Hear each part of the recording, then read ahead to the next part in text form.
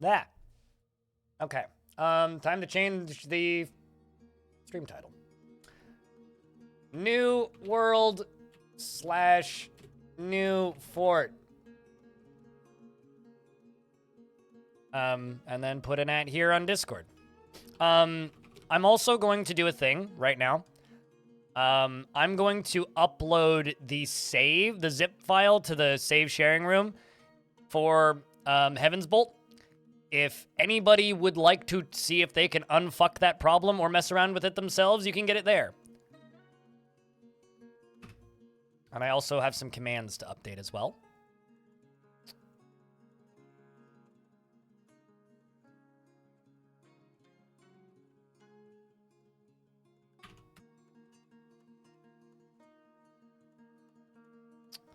All right, so that's been done. So let's go... We were very rare previously. Let's just go sparse. I think sparse is totally fine for this. And I'm thinking a small world. And I'm thinking 500 years, high civilizations. High sites.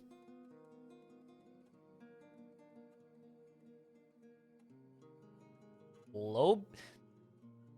Leave the beasts default, I think.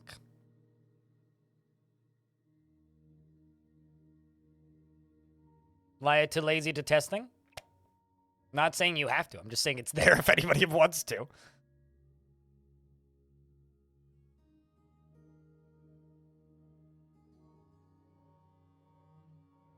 And, dive in. All right. While that's doing its thing, I will update commands. So, last fort.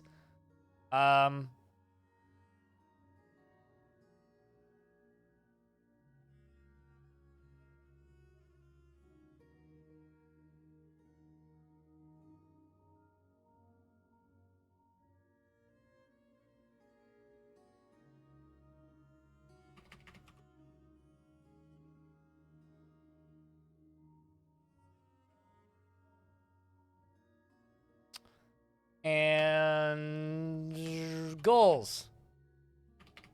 Goal. Very, very elaborate goal with this one.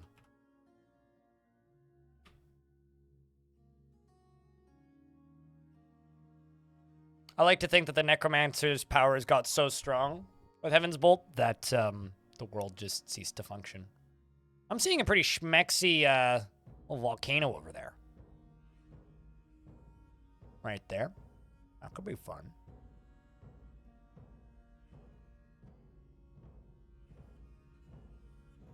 Game crashes at the end of session while doing big construction.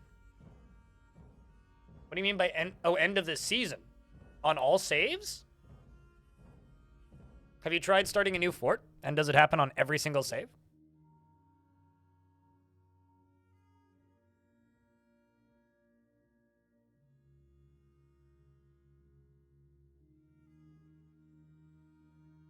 I mean, that's fair. Yeah, because usually it's things like that, it's like, it's usually going to be one world, but not a different one. You know what makes me mad, Chris Butt? Is the fact that Cities Skylines 2 and Counter-Strike 2 are coming out within like a month and a half of each other, and everybody's going to call both of them CS2. This shit should be illegal. That's all I have to say. What does it mean if a location's name is green? Good question. Never paid that much attention, to be honest.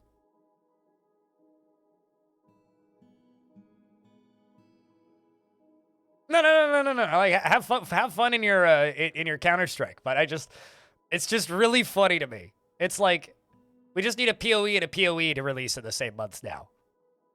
We need Path of Exile 2 and Pillars of Eternity and Pinnacle of Elysium or something to all release in like a month of each other. One of those is made up. And then it's just all going to be Poe. And then also an Edgar Allan Poe game. So you thought the same thing I did then, Suited. Good to know. Oi. Oi.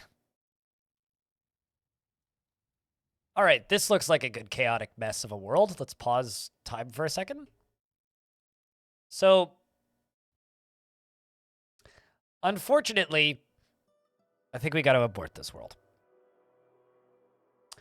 I was pretty heart set on settling on this volcano, the Umbral Lakes. But it doesn't have iron. We could use silver. Silver bolts are pretty okay.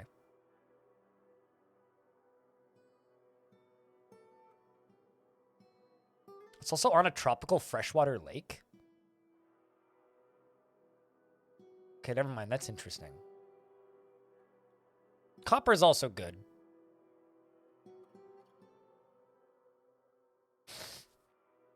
We have tin. Well, zinc, which is like same level as tin. Can't make bronze. I don't think I can make bronze. Yeah, copper bolts are usable. Yeah, okay, you know what? We could do this. I think we could make this work. What about we use world as is? Because this looks pretty chaotic. I'm seeing necros, although that's a dead necro tower, I would think, because it's not spreading evil anymore. More tower. This is hell right here, like actually just hell. Look at all these towers. There's an evil glacier.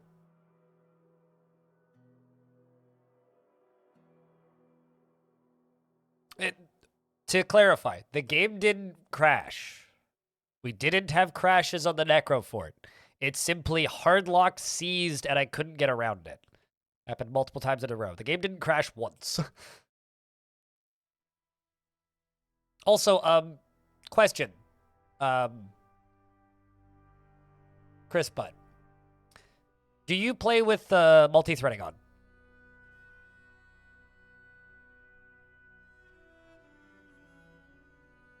Well, there's a lake in that location, so by logic, yes.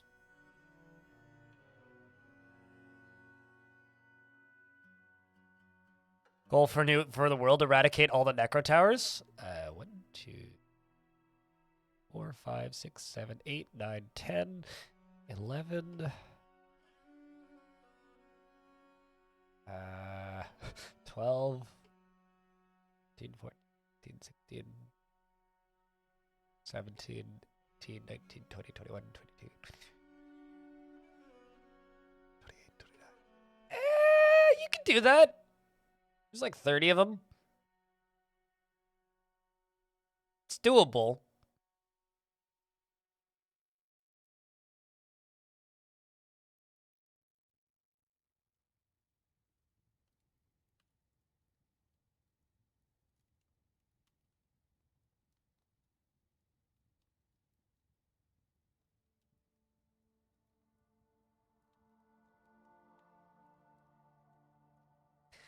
Do you guys like this world?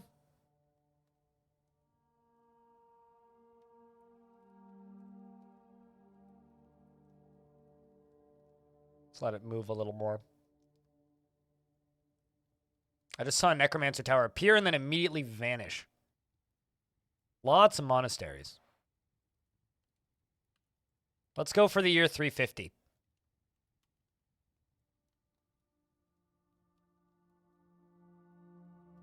Yeah, I like the layout of this world. This would be a good adventure mode world as well. Lots of stuff. It's all very close together. I think the volcano may be in range of a tower now, which will make it even more exciting. Because one just appeared there. There's also one back there now. 1, 2, 3, 4. Okay, so I'll hit it right now. Continue generating right now. Continue generating right now. Perfect. Got it. 350. Ship it. And, well, that's a little close for comfort. Sign system. Human tower. Hopefully we're not at war with the elves.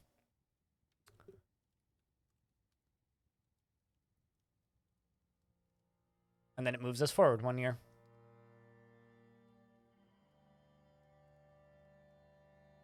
Send it.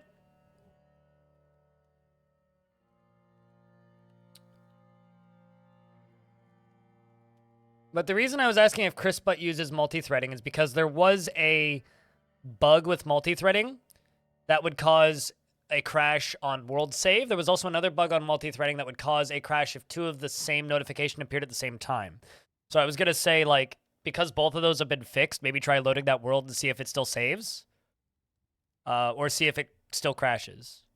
Because that may have been fixed in the last patch. Which wasn't that long ago.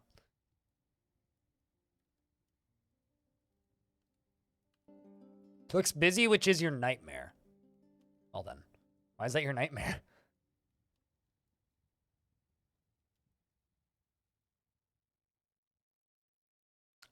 I read that as just sweat, the Forgotten Beast.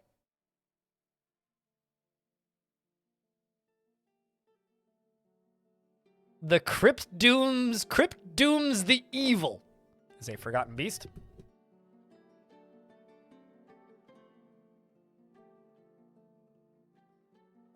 The cavern will not fill up with water unless you dig into the walls. But yeah, that can suck. I've been there. Tundra Titan. Ooh, lots of Titans. Okay, okay. Let's read about some of these Dwarven gods. We got Ostath, which is a deity that occurs in the Uncommon Mansion. Ostath is depicted as a female dwarf and was associated with warren fortresses. All right. We've got Etur, who's a deity that occurs also in the Uncommon Mansion, depicted as a male dwarf and associated with minerals. And it appears to have cursed the dwarf vampire fight god to prowl the night in search of blood in Clout Tracks. That Clout Tracks, and I clicked the wrong button. Tavern Cavern. Shoutouts to Hoodie Hair. I was thinking less Tavern Cavern and more Mark's Dwarf patrols is more what I was thinking. I was thinking like, there's a chinchilla god, chat. Avuz Crestgold was a deity that occurs in the myths of the Uncommon Mansion. Avuz was most often depicted as a male chinchilla and was associated with caverns and mountains. Elfie Bean, are you in my chat? I have a drawing prompt for you. All hail the mighty chinchilla. In this fortress, we worship the chinchilla. Why do I keep doing that? This world's a keeper. I have to play as that faction, though. That's the thing. The Uncommon Mansion. Which sounds like a horror movie pitch.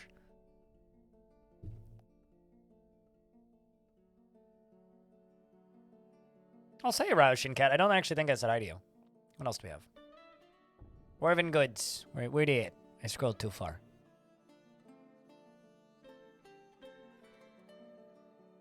Elfie, we have a drawing prompt. I found a chinchilla god named Avuz. It's the god of caverns and mountains of a dwarven faction, and it's a chinchilla. They also got Doc. Doc is a deity that occurs in the myths of the Uncommon Mansion and was most often depicted as a male dwarf associated with victory. D-O-K.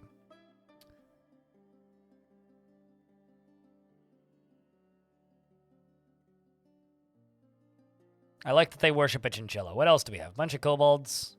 Human god, human god, human god, human god, human god, human god, and human god. Okay. Human necromancer. Was born in year 1, settled in Rained Plain. Became a member of the Cloudy Mosses. I like that name. Cloudy Mosses is my new stoner band, by the way. Became obsessed with her own mortality in year 9 and sought to extend her life by any means necessary. Too proud to give in to death. Began worshipping Lasset, Breach Lightning. Lasset Breach Lightning is a deity that occurs in the myths of the Lovely Kingdom. The Lovely Kingdom. Lasset was most often depicted as a skeletal female human associated with valor, war, and death. Seems to have the worship of a lot of things. I like that name. The Lovely Kingdom.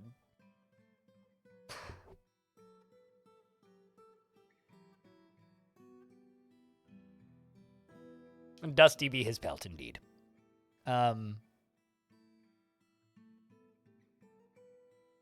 He acquired Quake Clubber's The Dagger of Clubs and learned the secrets of life and death from Quake Clubber's The Dagger of Clubs. And attempted to corrupt dwarves in order to embezzle funds. Claimed mortal throw, whatever that is. Was later imprisoned due to trying to embezzle funds. Clearly, it didn't last for very long because Nocam settled in Page Thunders and formed the Olive Councils in Page Thunders. The Olive Councils, of course, was a group of outcasts from the realm of enchantments. Started offering mortal throw to people, and then kept stealing it back. So, okay, hold on. This character claimed Mortal Throw being a squirrel mug. All craftsmanship is of the highest quality, encrusted with red-cut spinels and encircled with bands of dingo bone. This object menaces with spikes of mule bone. So this character got this dingo bone, which of course menaces with spikes of mule bone, and then proceeded to try and, well, let's see. This elf plotted to steal it. Nocam was offered by Nocam to that elf. So they're plotting to steal it, but Nocam offered it to them anyway.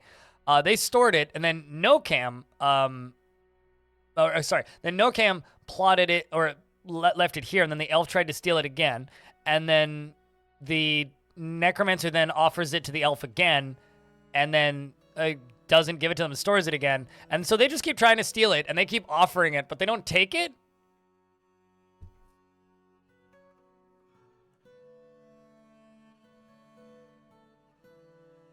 Describing anything as NFTs makes it seem bad. Just saying. Oh, also, green is a place, I think. Yeah, so the greens they're like locations. So if something goes somewhere green, it's like that is like the name of a plot of land, basically. Became a chiefess of the Brilliant Grottos. It's a human group. And is still trying. This people are still trying to steal the guy. So this is just a necromancer who didn't want to die, and everybody is desperately trying to steal his mug. Quite literally, that's like all that this necromancer has done. Like, he brought a couple zombies back to life. You know, nothing crazy. But everybody's trying to steal his mug.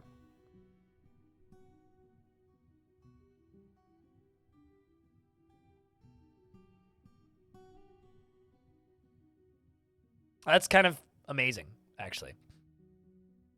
Mortal Throw. All craftsmanship is of the highest quality. It is encrusted with rose-cut spinels and bands of indigo bone. Most recently, it was stored in Ordrarils by a goblin, who did successfully steal it after... It was stolen from the syrup of breakfasts. They stole a mug from a diner. You monsters. That's like the one rule of diners. Like, you get infinite free coffee, but like, you don't walk out with the mug. Wow. Seriously, this place is called the syrup of breakfasts. It must be like a tavern or something. Because it's in feed stockades.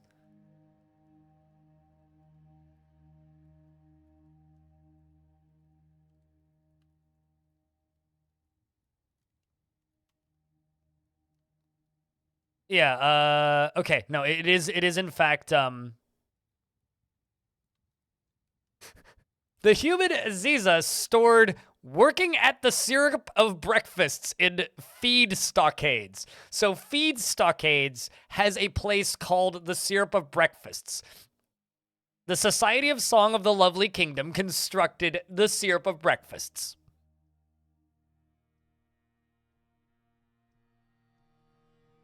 After hunting them, birds replace them. Your hunters do not seem to hunt the birds. Is it a bug? Do they have bolts? Unlikely that it's a bug. I love that the human kingdom is just called the Lovely Kingdom. I too. I have this sudden, like, insatiable craving for, like, pancakes and bacon. I don't know where this has come from. All because this necromancer had a mug that everybody wanted to steal, until they eventually did in the year 348.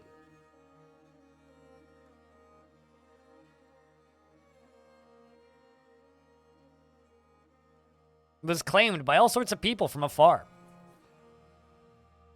So many people tried to claim Mortal Throw from afar. Failed. Until finally, where was it actually taken from him? Plotted to steal it by the human necromancer Nokam. Directly through a third party. So, and our necromancer is still trying to get it back.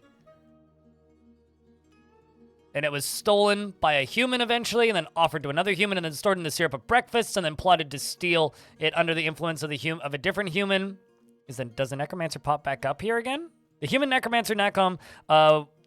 Okay, so this goblin down here, Isun language helps. Plotted to steal Mortal Throw by the human necromancer Nokon voice sculpture to handle the matter directly through another party. And he plotted to steal it under the influence. And then, hold on, then somebody else is also trying to steal it. And it was stolen then by the human, not the goblin that the necromancer was trying to steal it with. The goblin then offered it to... Okay, so hold on. Then this human offered it to the goblin, and so it was stored in Odor Allies by the goblin last, who apparently was trying to steal it in Power of the Necromancer. So hopefully the mug will make it back home. Hopefully. But history has ended at that point, so we do not know exactly what happened to the mug. Hopefully the Necromancer can get it back.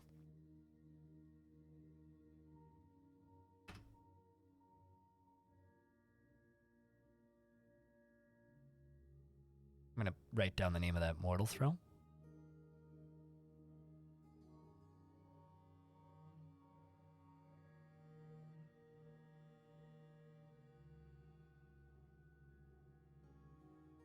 We just updated goal. All right, I think that's enough legends for right now, right, chat? Obviously, we have to be the faction that has the Chinchilla God, and clearly there's a mug that exists. The Uncommon Mansion. Okay, what other factions do we have? All right, all the Dwarven factions are pretty healthy, actually. The Uncommon Mansion is down here, and they spread around the world quite nicely. So that's good. Humans are hostile with us. There's also a tower, like, right there. So that's kind of scary. Oh, neat. Look at this. Okay, so we got silver, zinc, and lead. Iron, silver, zinc, and lead. Iron, silver, zinc, and lead. Iron, silver, lead, fluxstone. As well as a light aquifer, which is fine.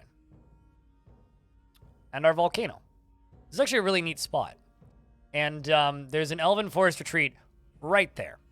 Something I'm very much excited for with Adventure Mode, which you guys may have noticed as part of the... What's the word? You may have noticed this as part of the roadmap. However, it's not super clear. These red blocks are placeholders. These are all going to be visual representations of the cities that are there eventually. So right now, they're just like, a big red square, right? But you'll be able to see roads and buildings and houses and farms and tree houses and stuff in the future, instead of just like these big like red squares, because these are just like a temporary thing, and like this zoomed in map never really existed in the game previously. So I'm very excited about that. All right, so me getting excited about things aside, what are we in? We're in wilderness. Sweet. That means I don't have to worry about murder crows for once. I'd still have to worry about murder, but that's besides the point. All right, so I kind of really like this spot here.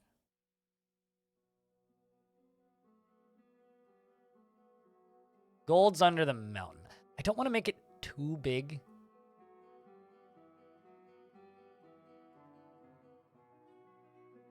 Because the last time I did like a 7x7, it was just a bit much.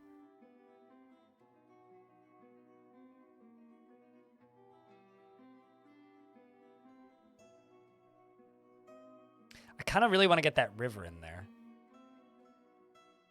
What do you guys think? Like that kind of deal? Maybe? Be kind of like the mountain going down to that, the spout of that stream?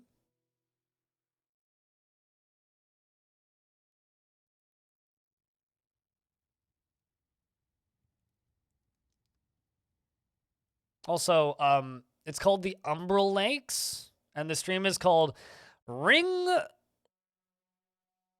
Lovers, the Unspeakable ... Great. This is the Virtuous Desert and the Stormy, Fortuous Hills. Okay.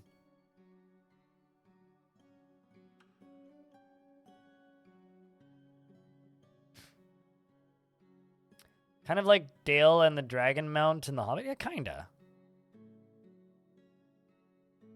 Chat, further one tile north or one tile south? Like here or here? Here or here? North or south? What do you think? What's up, Ruby? Squeakbird. How you doing? Being horny on Maine, I see. One tile north, like right there. Does it freeze? I don't know. It's hot, so I doubt it. Yeah, more land or more lake?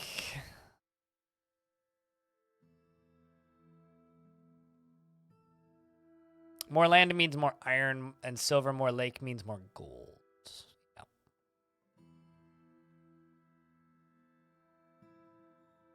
Yeah, looks like land.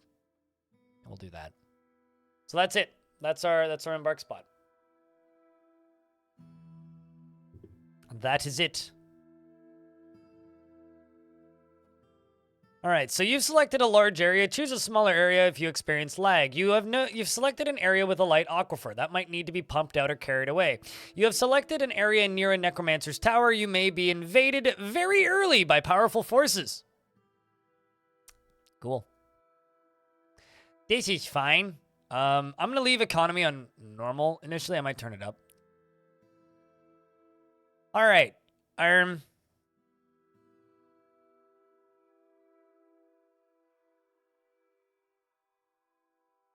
swear if my dwarves worship anything but Avus, I'm going to be sad. Nothing exciting. Oh, well. Necromancer? I don't even know her. Why did I do that? Do two more. Do minor. Minor. Minor. Minor. Woodcutter. Carpenter. Mason. Weaponsmith. Armorsmith. Blacksmith.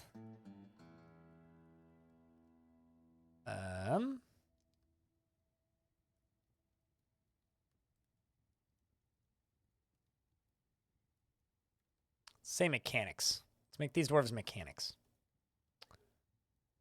So the beauty of this, because it's a completely new world,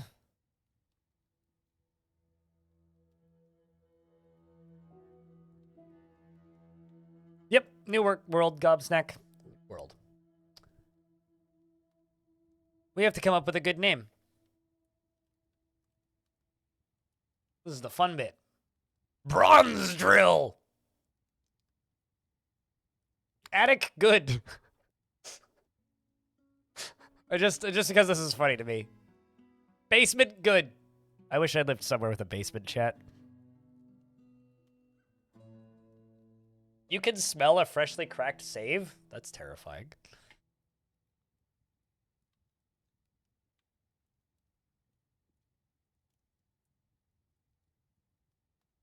Is chinchilla an option? I don't think they have a word for chinchilla, though.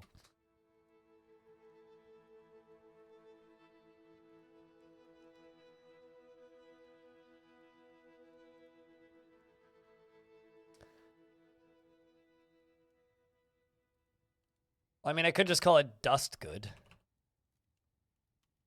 Dust Good.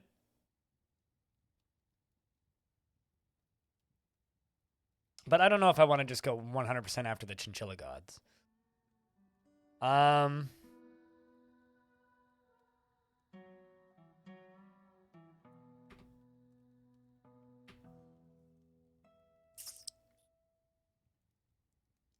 We could, here's the thing. Just because I don't think that's super fitting of a Dwarven fort name, let me make you happy.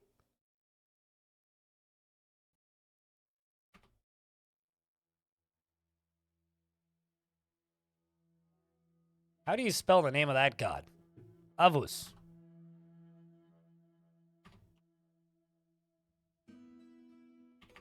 What was the name of that Chinchilla god? That's the...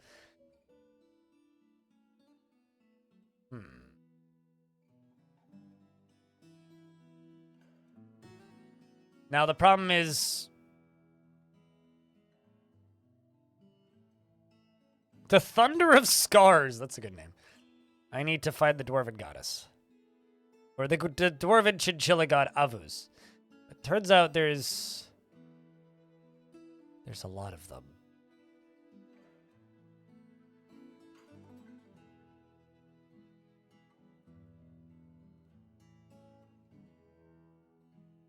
Gold bleached? Nope. It's a human. Someone want to go back in the VOD and figure out the name of that chinchilla, please?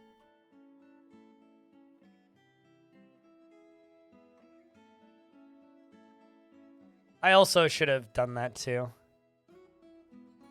The risky is funny, but that's not it. I think it's an Avos. That's my bad. I should have sped this up. Oops, that's not what I wanted to do. Delete element. I will wait until somebody finds it. Till then, I will just simply call it the dusts of fur. The dusts of fur. Crest gold. Thank you.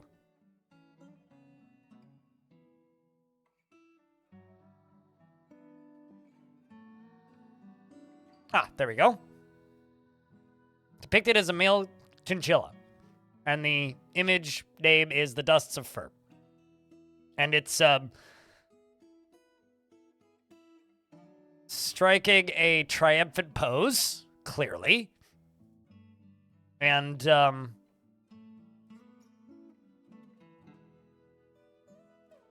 let him cook.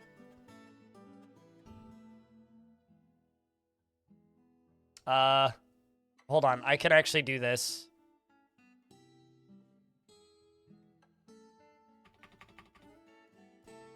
Hold on a second.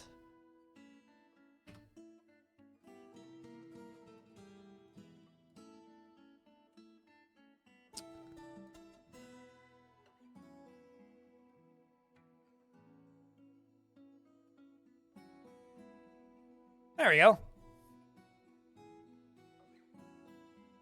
Let him cook. It is an image of Avus Crestgold, the deity of caverns and mountains, depicted as a male chinchilla. And Mortal Throw, the squirrel mug. Avus Crestgold is striking a triumphant pose. Crestgold is cooking. Avus Crestgold is raising Mortal Throw.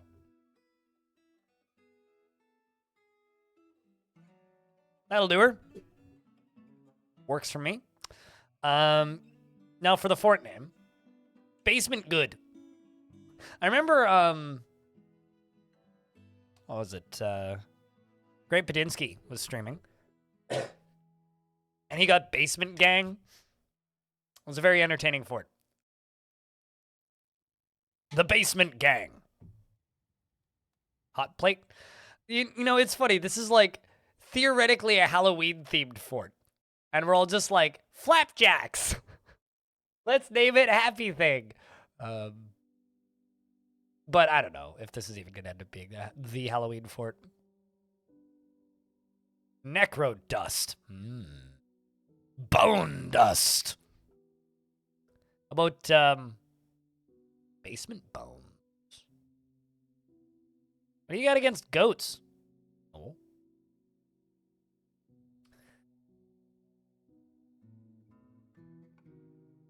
Last one was the Halloween one. This should be the diner one.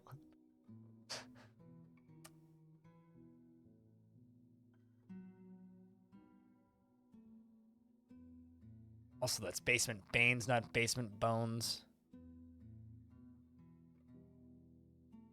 Basement balls. Basement bones. Better. Taco Bell. There you go. I think we'll work on this. We'll do group name first.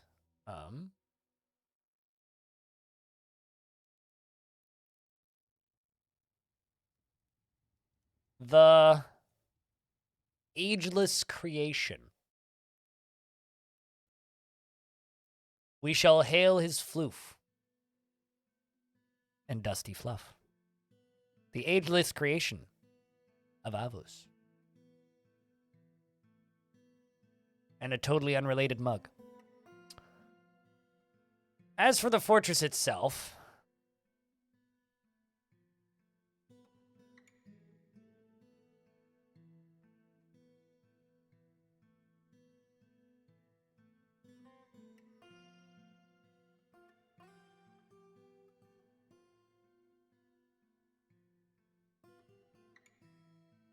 yeah, the problem is none of them work with tile sets, right? Like, you have to turn the tile set off, meaning it's significantly harder for anybody to watch, and it's almost impossible for me to play without being able to adjust my colors. No, it's not. Well, actually, I couldn't tell you, Gobsnack. I've heard it's not. I've never been to Taco Bell in my entire life, and never will. I could call it steel-starved. Or maybe...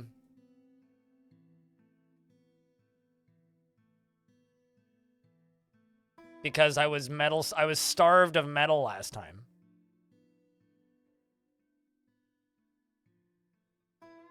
Metal Bolt, attempt 2.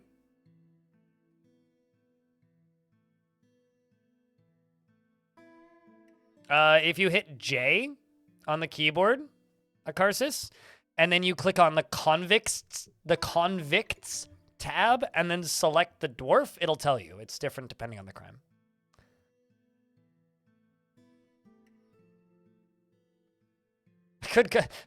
We've named a lot of fortresses after video games. I could call it Deadbolt. Are they repentant, Akarsis? None of them. Gobsnack. That's my advice to you. None of them. You should go to good places. Also, Rainforest Cafe isn't a fast food restaurant. It's a themed restaurant. It's a chain, but...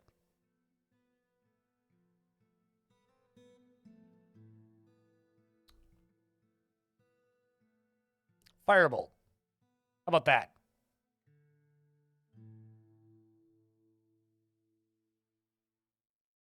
Are you in Canada or the US? Because the variety and options are very different.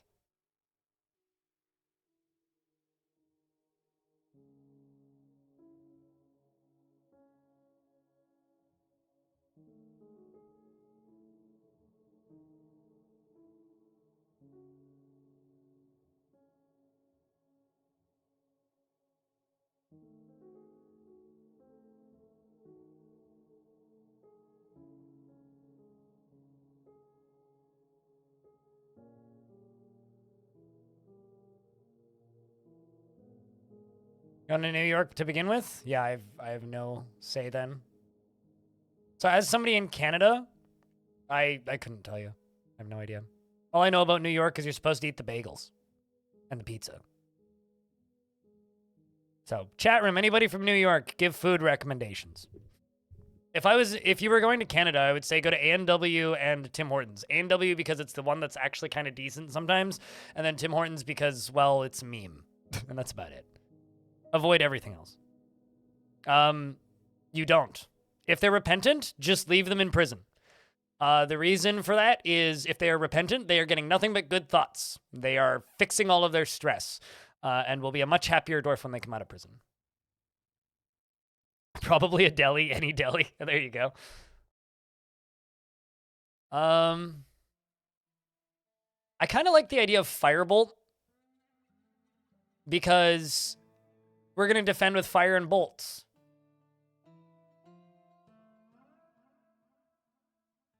Oh, really? It's your Baroness. Well, that's funny. She might still make demands, though. Firebolt with a lava fall? Damn right. Damn right. New York is a good place for a pastrami sandwich. Yeah, I would. I just ate a pretty good sandwich, and I could go for a pastrami sandwich. I don't like naming forts the thing of thing. I like naming in my head canon. Fortress canon is thing. Group name is thing, or the thing of thing. If that makes any sense. And then faction names can be even longer. But to me, fortress names have to be 2 words. Otherwise, it kind of breaks my head canon. Which is, you know, silly because it doesn't mean anything. But chat, are you guys okay with Firebolt? Yes or no? If you're not, that's fine. We can work on something else and we can workshop this. We can come up with a better name.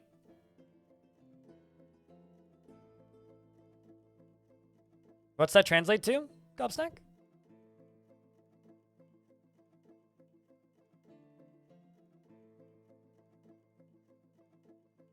Fire halls. That is pretty good. That's pretty good. Name's lit. I'm in. Certainly is lit. All right. So last thing we got to do is animals. We are in this, we are in a very necromancy situation. Very, very necromancy situation. So I'm going to be smart. We're going to bring a bunch of turkeys. Maybe not a bunch of turkeys, but like 3 turkeys and 2 turkeys. We're going to bring some turkeys, and then I'm going to spend the rest of it on booze.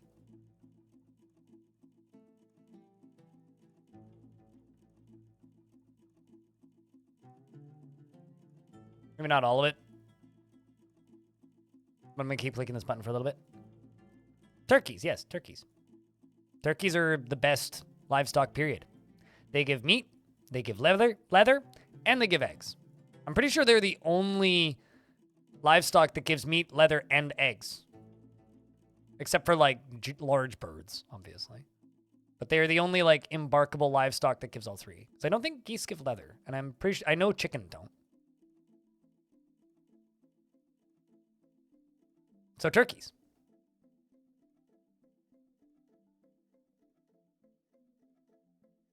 Yeah, it sucks. I don't want to harp on it too much. Turkeys OP. Always bring turkeys.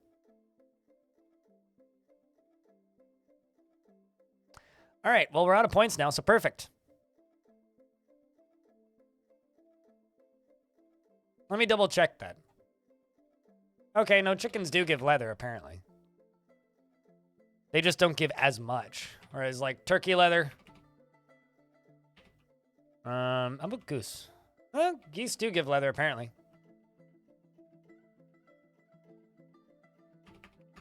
Or, you know. Anyway, I just like turkeys. Yep, new fort. New fort. New fort.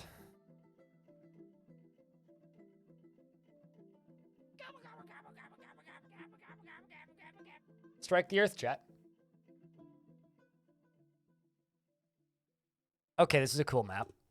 You have arrived after returning from the mountain homes into the forbidding wilderness beyond.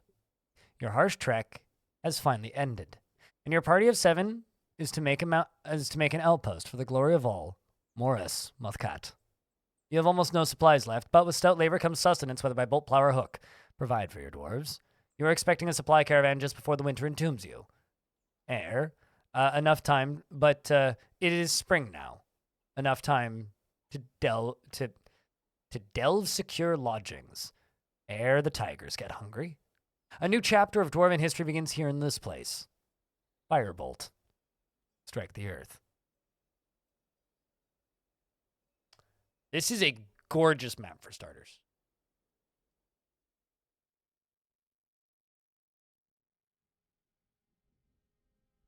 All right.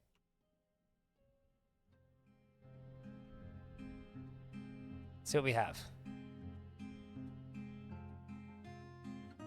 Tiger, fish, and carp. Peregrine falcon. I'm sorry, is that a stingray? I thought this was freshwater. Huh. Are there freshwater stingray? Interesting. So this is a tiny little spring feeding a freshwater lake.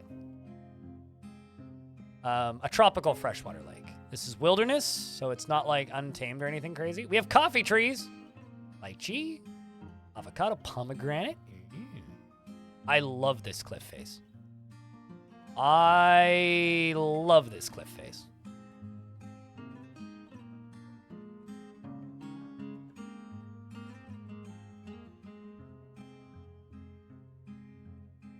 This is pretty good. Here, let's get the fam started. Here's the thing.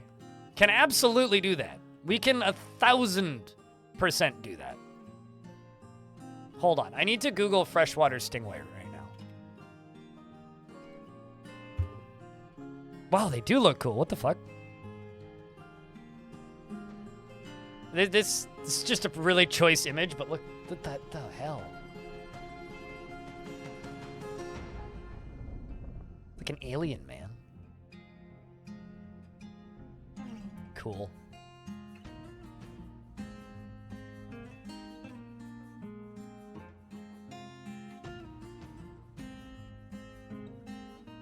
Was this biome haunted? No. No. It's just wilderness, but we are spitting distance. Actually, hold on. Tutorial. Hide tutorials. There you go. We are spitting distance from a necromancer tower. There's one right here. There's also one here. There's also one here. So we are very close to 3 necromancer towers.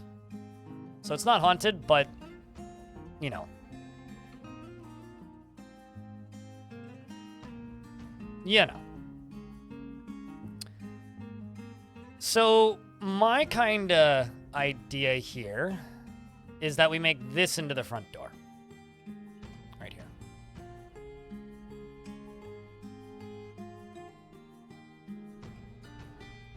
That or maybe like right here, like this thing. To be half a ton? I like how chat's just like Wikipedia diving into freshwater stingrays.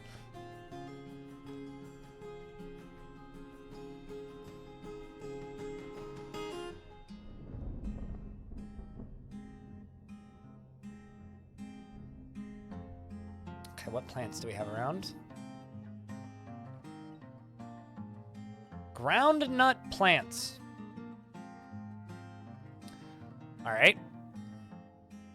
Got blood amaranth. Mullet. Taro. Lychee saplings, naturally.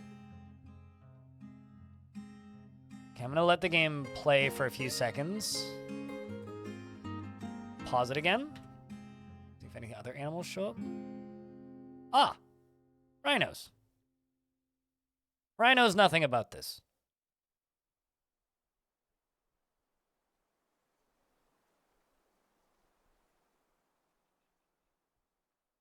Okay, Alfie, but you're a strange example, okay? You are the most animal obsessed person I know in this channel right now. Stop fishing, you criminal. Okay, now that I've stopped that horrible crime from happening. Mayhaps. It's a lot of peat.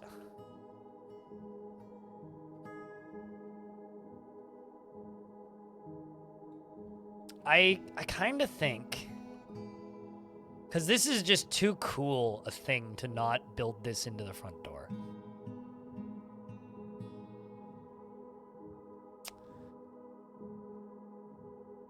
There's a minute and 30 seconds of ads playing right now.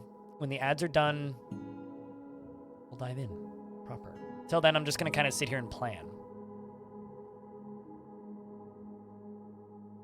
Fishing is a crime against dwarf kind. That's the front door.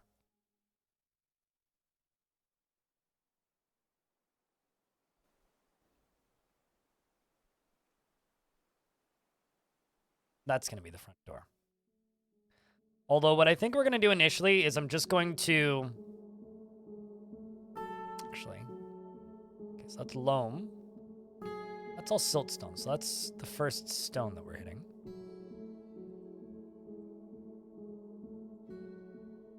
Nonsense. You cannot brew fish. Also can't make leather out of fish.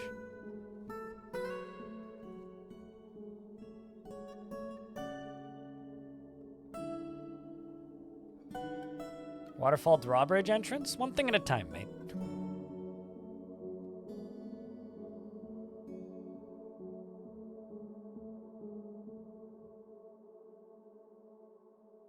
All right. So chat, the ads are coming to an end. We clearly have a problem. I'm not Swedish. Of course I can't brew fish. Anyway. We have 7 dwarves. They need names.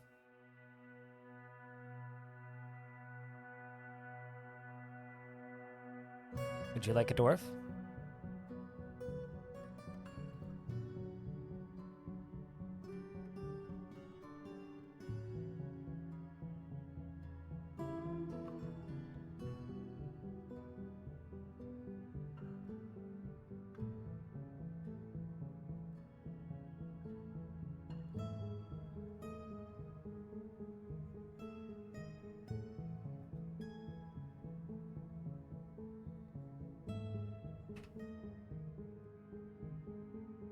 It's easier if I do it through this screen.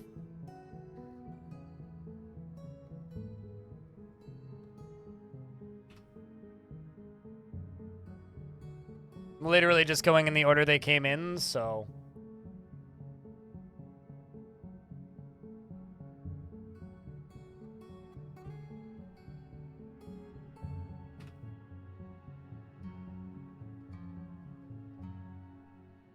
And...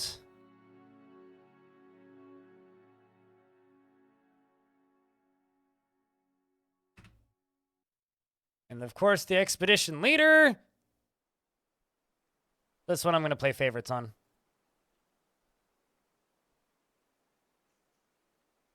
Because she hasn't had one in a while. Fast 8, you can have a dwarf. All right. There will be migrants, don't worry. So we're going to start from the top. Bastet is not readily moved by art or natural beauty, and is conflicted by this as she values artwork and its creation. She likes to brawl, and she is quite polite. She can sometimes act without deliberation. She has a noticeable lack of perseverance, and tends to be passive in discussions, and tends to not reveal personal information. She tends to make a small mess with her own possessions, and she is pleased by her own appearance and talents. She needs alcohol to get through the working day, and likes working outdoors, and only grumbles mildly at crap weather. She dreams of raising a family, and personally finds leisure time wasteful. And she worships the god of money, which is the wrong god to worship. That's unfortunate. Nani? This one worships Norton Antivirus, which is maybe worse. I know it says Notion. Glass half empty. Becomes completely helpless in stressful situations. She is very ambitious and always looking for a way to better her situation. She dislikes abstract discussions and would much rather focus on practical examples. She occasionally overindulges and is often nervous. Generally finds herself to be quite hopeful about the future and is quick to anger. She is grateful when others help her out and tries to return favors. She tends to not be swayed by emotional appeals and doesn't focus on material goods. She enjoys the company of others and is often cheerful and likes a little excitement now and then. She tries to keep her things orderly and needs alcohol to get through the working day. She dreams of crafting a masterwork someday and personally respects perseverance and does not care about friendship. Next dwarf is Gobsneck, who also worships the wrong god. Shame. He is a vulgar being who does not care a lick for even the most basic rules of civilized living, lacks confidence in his abilities, and can be very single-minded, relies on the advice of others during decision-making, and is stingy with resources when working on projects, refuses to expend any extra effort, and is very friendly and always tries to say nice things to others. He thinks he is fairly important in the grand scheme of things, and he tends to think before acting and tries to keep his things orderly. He is quick to anger and does not reveal personal information. He has a calm demeanor and often is envious of others. He has a greedy streak and he can occasionally overindulge. He needs alcohol to get through the working day and likes working outdoors and grumbles only mildly at crappy weather. Personally sees sacrifice as wasteful and foolish and doesn't particularly care about craftsmanship and dreams of creating a great work of art. Next up is Mako. Mako also worships the wrong god. Doesn't cling tightly to ideas and is open to changing her mind. She doesn't focus on material goods and tries to keep her things orderly. She often is nervous and tends to consider what others think of her. She tends to avoid any physical confrontations and works to square this natural tendency with her respect of martial prowess. She generally acts with a narrow focus on the current activity and rarely feels discouraged, blows her breath out when she's annoyed, and her tongue sticks out when she's trying to remember something. She has a certain stare for when she gets annoyed. She personally doesn't see the attainment of knowledge as important and doesn't think one way or another about leisure time and dreams of creating a great work of art. And feels fondness when speaking with a friend. Over here, he has a sword! I think that's a pickaxe, my dude. Next up is Wiz the God, who is in love with Glass Half Empty, which is adorable. He doesn't mind a little tumult in Discord and day-to-day living. He thinks he is fairly important in the grand scheme of things. So do all of them. He often feels discouraged and finds obligations confining, though he is conflicted by this for more than one reason. He tends to avoid crowds and is slow to trust others and likes to take it easy, tenses up when he's nervous, and needs alcohol to get through the working day. He only grumbles. He likes working outdoors and only grumbles mildly at cruddy weather. He dreams of creating a great work of art and personally does not particularly value the truth and does not really see the point of working hard. And he likes zinc and white chalistone and pecan wood and llamas for their jutting teeth and sponge men for their squishy texture. And the words of the poem of lessons. Welcome to the fort. He was caught up in a new romance. Look at that. Next up is Firehawk, who's a member of the Sect of Diamond. Of course, worshipping the god Ral. Shame. Dislikes helping others and prefers to present herself modestly, is assertive and has an active imagination, is often cheerful, and tends to hang on to grievances. Does not have a great aesthetic sensitivity and is conflicted by this as she values artwork and its creation, isn't particularly ambitious, and tries to keep her things orderly. She is very humble and she tends to be a bit stubborn in changing her mind about things. Her voice trails off when she's trying to think about something. She needs alcohol to get through the working day and likes working outdoors and only grumbles mildly at crappy weather.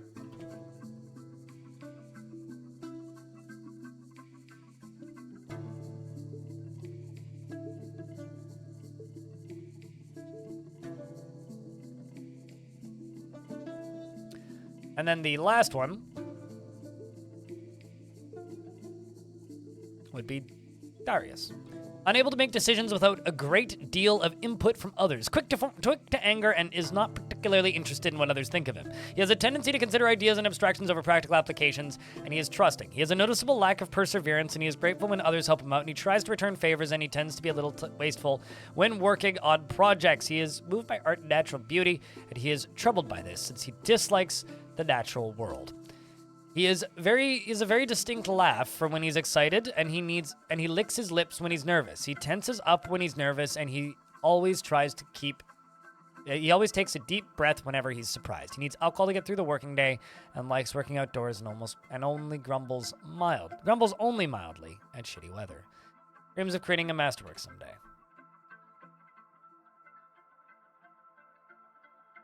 I should try and get a good night's rest today. I try most days. Trying doesn't have much to do with it. But yeah, I know.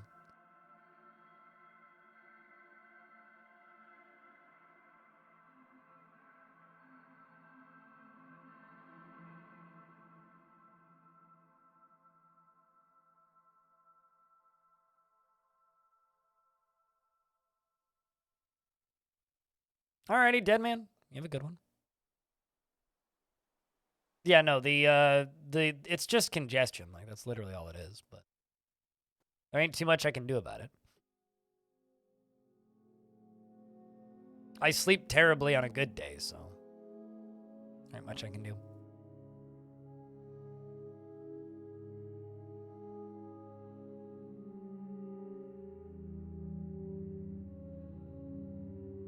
I have to be pretty careful with this, because if I get the timing bad, and we get attacked by the undead, I just die.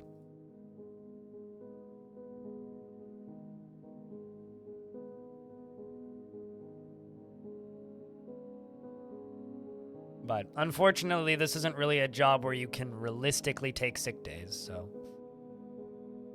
It is the reason I haven't uploaded as much stuff to YouTube this week, though.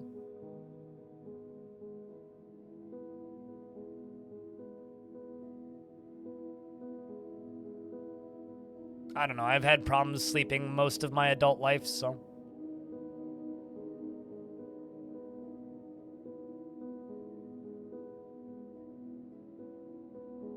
Alright, let's get all this stuff dealt with.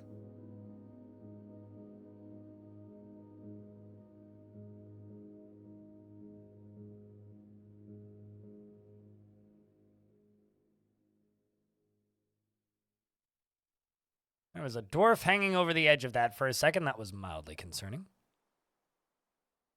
I can't actually get that out from there. Don't even try, dwarves. Okay.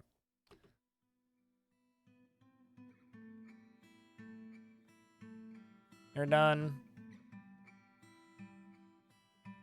Those two go out.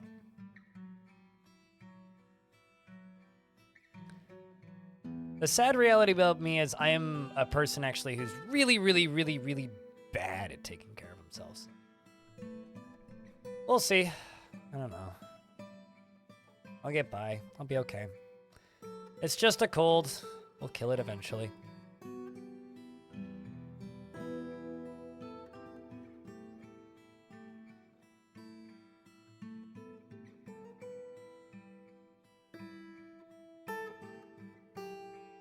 Well, I'm glad that you have that as an option.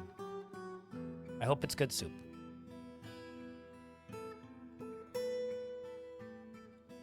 Yeah, I don't really know what to say when people are like, try and get a good night's sleep. It's like, I don't remember the last time I had a good night's sleep. So, I don't know how I'd do that. Like, sure, I could try. I could think positive thoughts sometimes, but like, will I actually get a good night's sleep? I doubt it.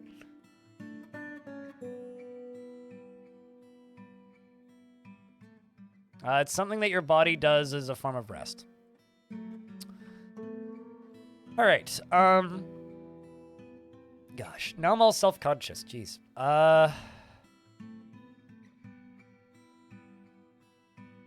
Any surface stone?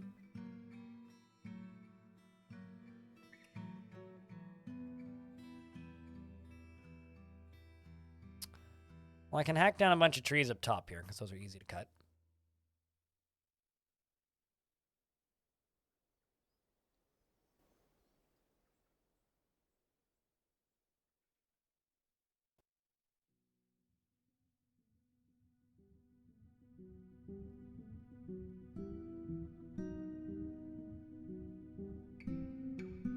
Who has pet a chinchilla? I got bit by a chinchilla.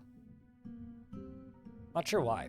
I had a friend growing up whose dad had a pet chinchilla, and I tried to pet it, and it bit me. Kind of unprompted. I think it was hungry. Thought it was food.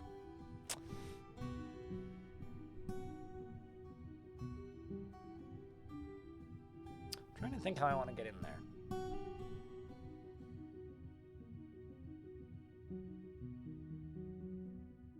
I don't think that's how that works. I think I would have to get bit by a were-chinchilla, not a chinchilla. And the question was, who's pet a chinchilla, not who's pet a were-chinchilla. I have not pet a were-chinchilla.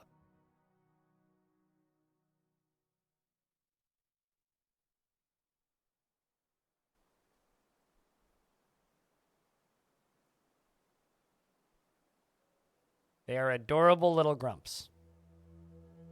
Okay. But he also used to, like, bully the cat, so... Like, it would... And, like, there was a number of times I literally saw the chinchilla riding on the back of the cat as the cat, like, ran across the entire house.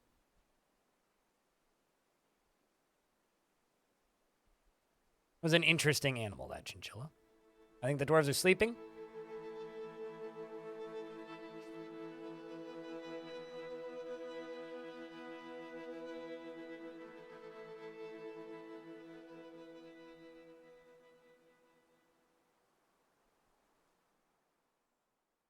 Interesting. I thought I embarked with adult turkeys, yet somehow one of them was not an adult.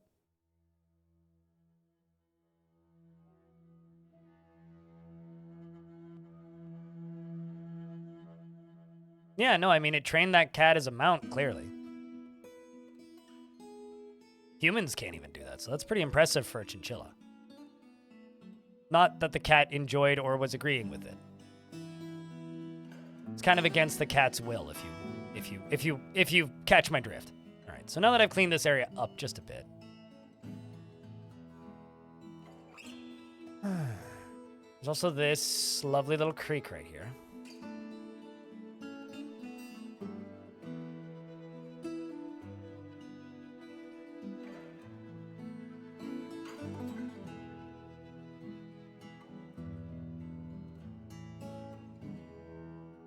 Trying to figure out how I can get to this cleanly.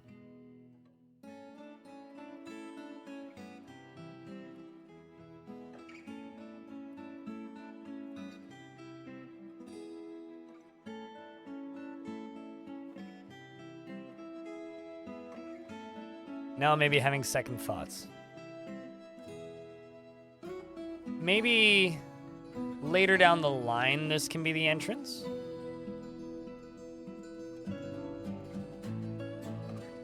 Just not going to be able to get to it in a fashion that's clean enough that it looks nice. This is a really cool Embark, and I don't want to ruin it.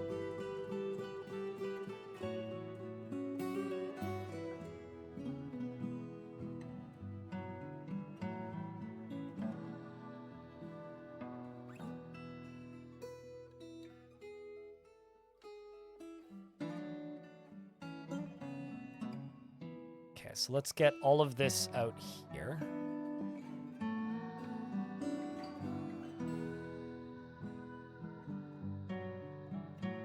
Although we are at the threat of necromancers, so I should probably be swift about this.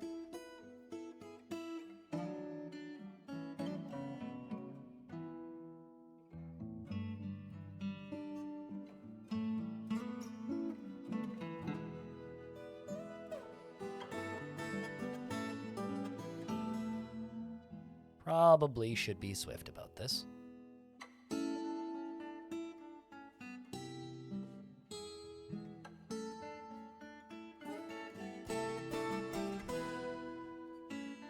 Let's also knock those out.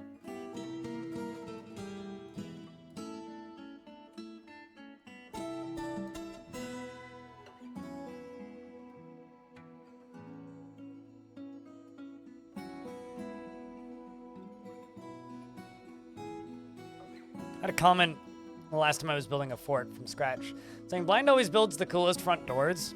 So now I'm like always worried going, ah, shit. Gotta one up the last one. What a Pete. Name it Heinz.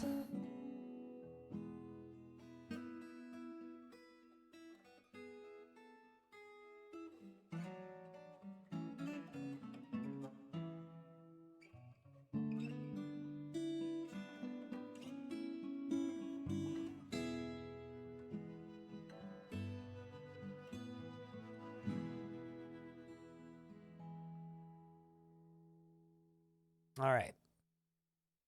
How long until I hit stone?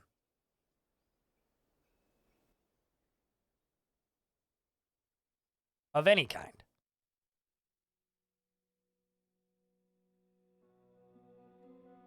Ah, there we go. Chalk, good. Siltstone up north and chalk down here.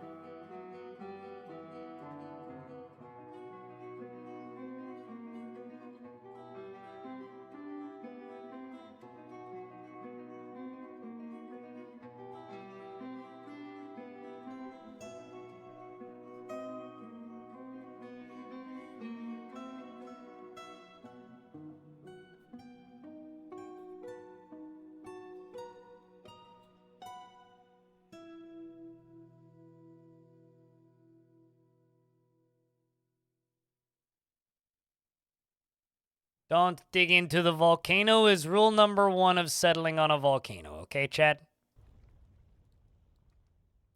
Just in case you were unaware.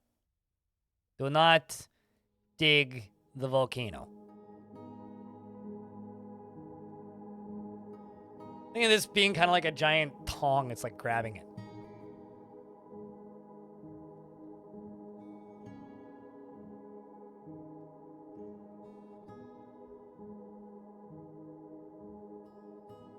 Does shoveling increase the height of the room?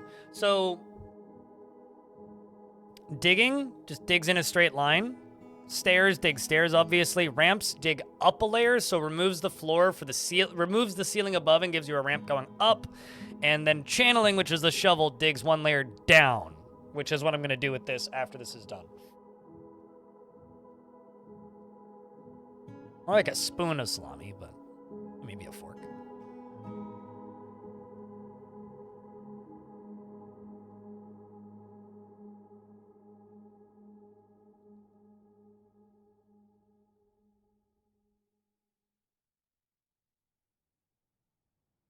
Oh, wow. We dug into gypsum.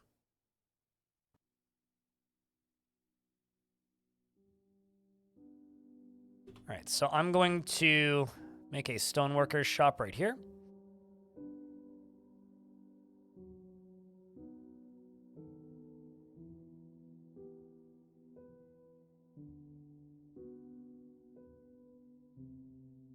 And just start making rock blocks.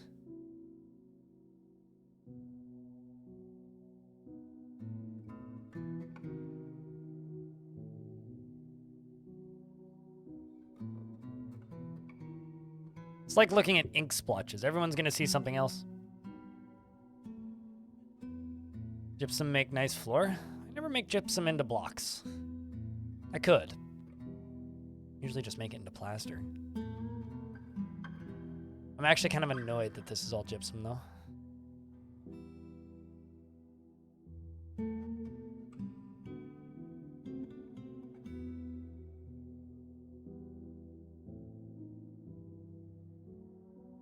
Let's allow them to make gypsum blocks.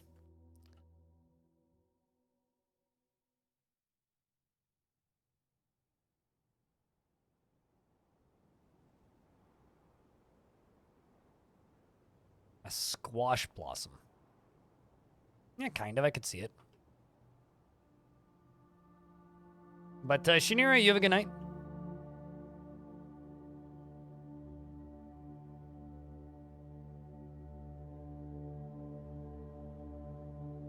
All right, well, we've hit more chalk from the looks of things.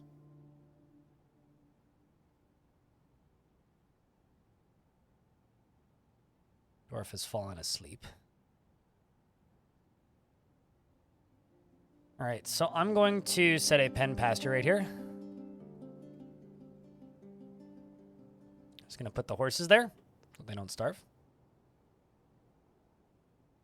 I'm also going to go in here and we're going to make a carpentry shop.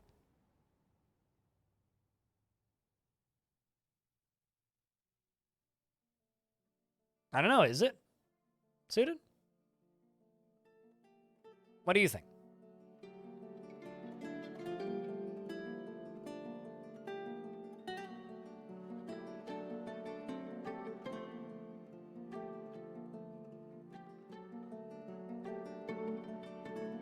It's a lot of chalk blocks so far. Even though gypsum's right there. I was gonna say, come on, man.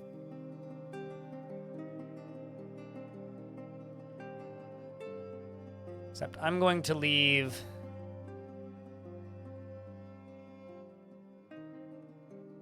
a pillar here. And a pillar here. And a pillar here.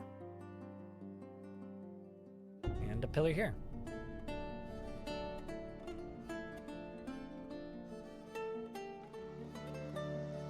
If you are referencing something, I do not understand the reference.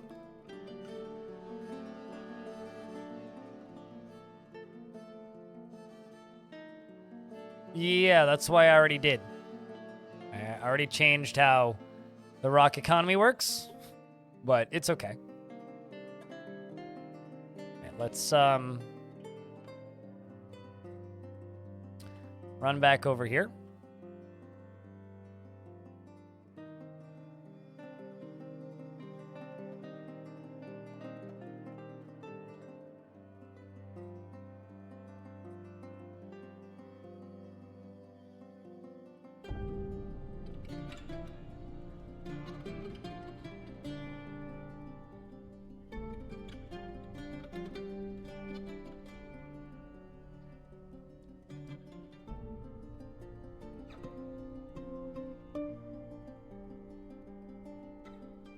So you do that.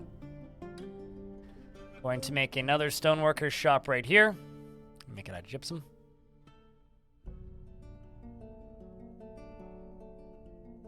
Actually, I should make it out of lychee, just so that they look the same.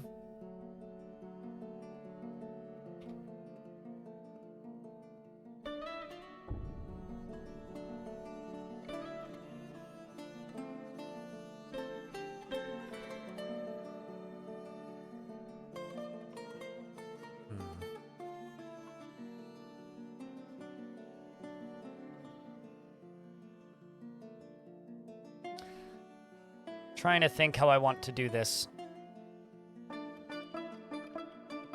Kids show that no one watched from the early 2000s. Got it. So most of the kids shows from the early 2000s.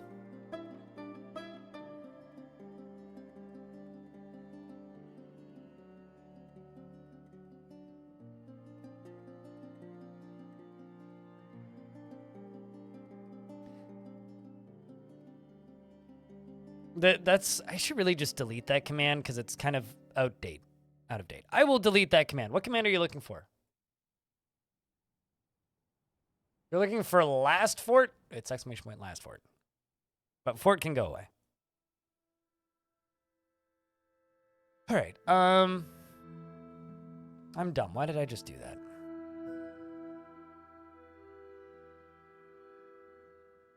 Should have built that wall first.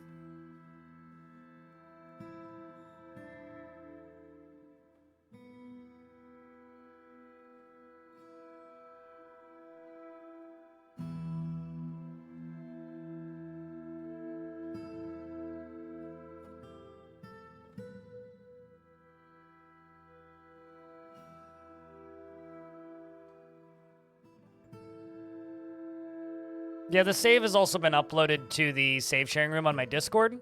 So if you're curious and would like to try it yourself or see if you can fix it, by all means, give it a shot. That's my final closing thoughts on the last fort. The save's been uploaded if you want to fuck with it or, you know, mess around with it yourself.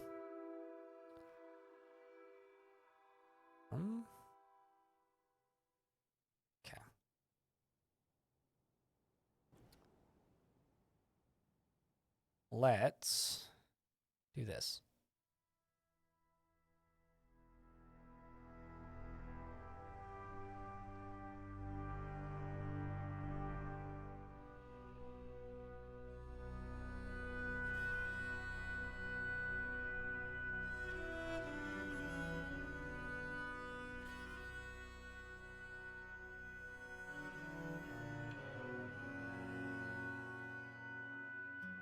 So you are going to make 2 rock mechanisms. No, 3. 3 rock mechanisms, and that's going to make the lever mechanism for our front door. Just striking gypsum. I was kind of hoping I would have found some metal by now, but...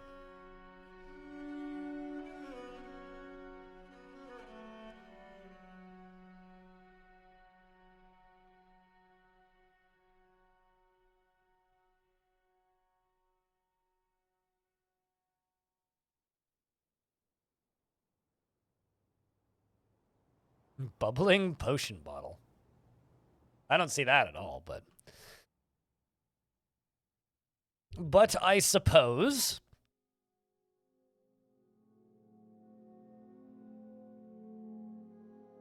Yeah, if you have the overlay turned on, which... Nah, I'm good. I don't like putting band-aids on problems. If there's a problem with a game, I would like to play the game until it's fixed so that I can appreciate the fix.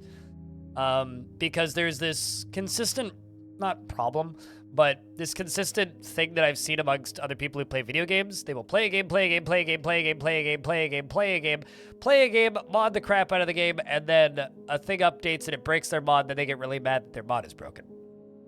I don't like getting mad when my mods break because I'm one of those people who gets mad when the mod breaks. So I'd rather just use no mods and suffer a little bit until the game gets better. And when the game gets better, then I move on with my life.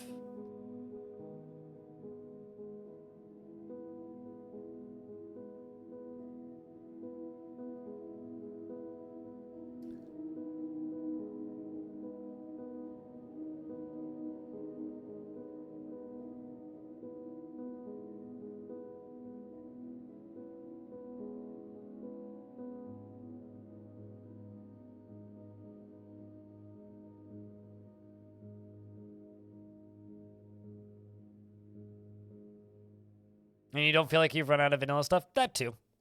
Yeah, that too. Depending on the type of player you are, you might not.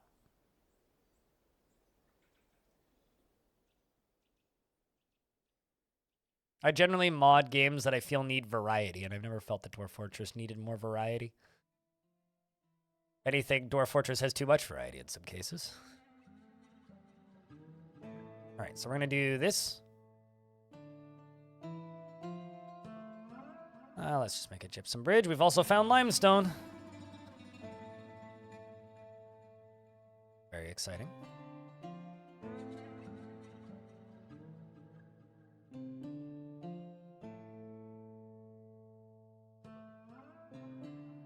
Prioritize those, because we're going to need that for this.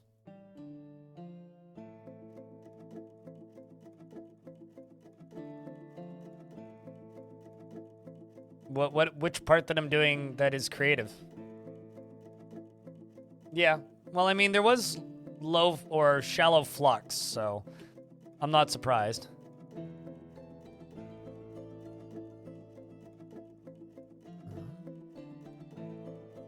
Yeah, which part of what I'm doing did you not know that you could do, I guess? Nico from the web. You're loving the current entrance? I hope it's going to be cool. My plan for this, because you know how the last fort was just kind of like a channeled out area? I'm thinking about just making large rooms around the edge of this volcano and then channeling them down. And then channeling them wider and then channeling them down. And so building like a multi-view volcano fortress where you can see multiple levels of it. And then for defense, I'm thinking about channeling out a canyon in between this. Channeling out the entrance of this and positioning crossbows on either side. And depending on how much metal we find, maybe catapults to knock stuff into lava. I definitely want to create artificial eruptions, which will be pretty easy to do with here. I could very easily like go into this side of this and then channel a little thingy down and go and make lava go whoosh and all that crap. So that'll be fun. Pretty easy too. Just have to be careful with it, as if I overflow it too much, that could be a bit hot. You know what I'm saying?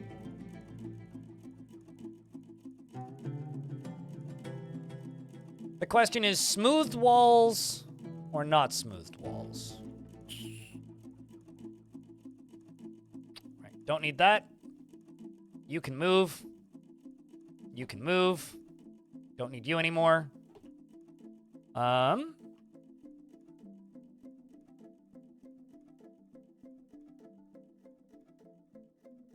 Smoothed and engraved walls. Wow. Remember, we are spitting distance from a necromancer tower, so I have to be careful. If I take too long, we could end up in trouble. So I'm just gonna finish walling off the edges of this. That is built. Good.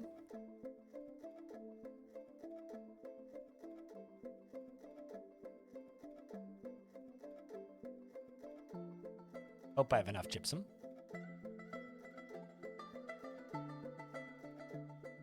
Out of curiosity, Nico, how do you start forts generally? If this is all so new. Well, like, how do you normally start a fort? Because this is just curious to me.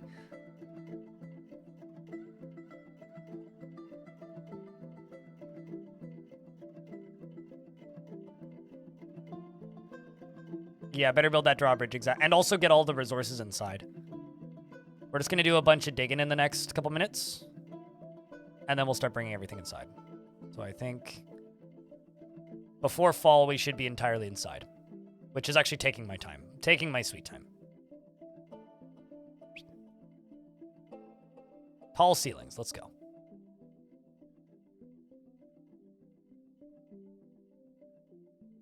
You dig in a straight line and put a door at the beginning of the line? I think you play the game the way Zach does. Pretty sure that's how Zach starts his forts.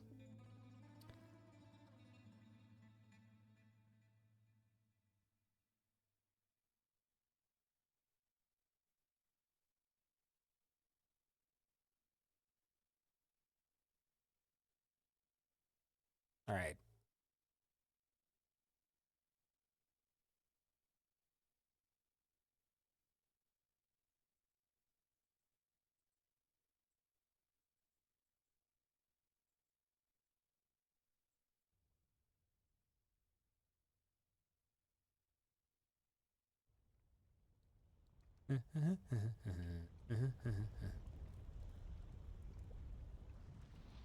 Ambient volcano noises.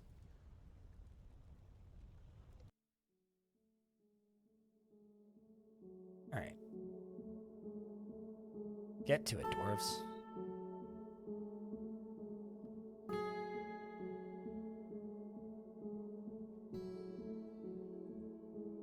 I think people generally do one of two things. Dig straight into the side of a mountain and put a door at the front, or immediately start burrowing straight down with stairs.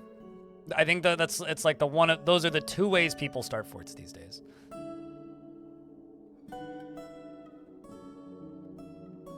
Or the two main ways, anyway.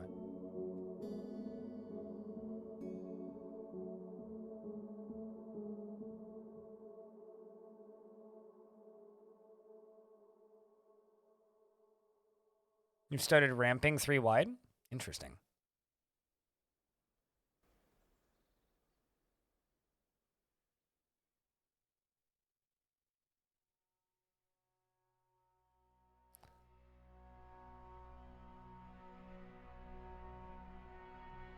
Or straight down with a hatch on top. That's what I do in terrifying biomes. Stare right next to wagon, chop down 3 trees, build a box around wagon, burrow straight down. If there's undead on the map. That's how I do that. But this is just wilderness, so this is... Like, yeah, we're kind of at the mercy of this necromancer tower, but we should have more time than just that, so... Keyword here is should. Although once this gets built down here, I'm going to connect this to this drawbridge, and then we will have the ability to seal this inside if we need to. And once all of these are gone here, I'm going to make a big stockpile for everything with the exception of boulders and trees, and then a stockpile for wood next to it, and, well, bars, boulders, and trees. And that'll bring most of our stuff inside. And we also need to get the turkeys inside.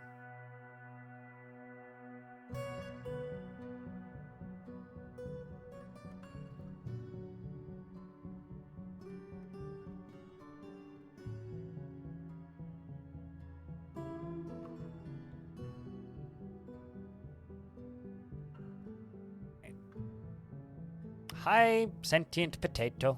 How are you? Yeah, the last fort kind of, like, just broke apart.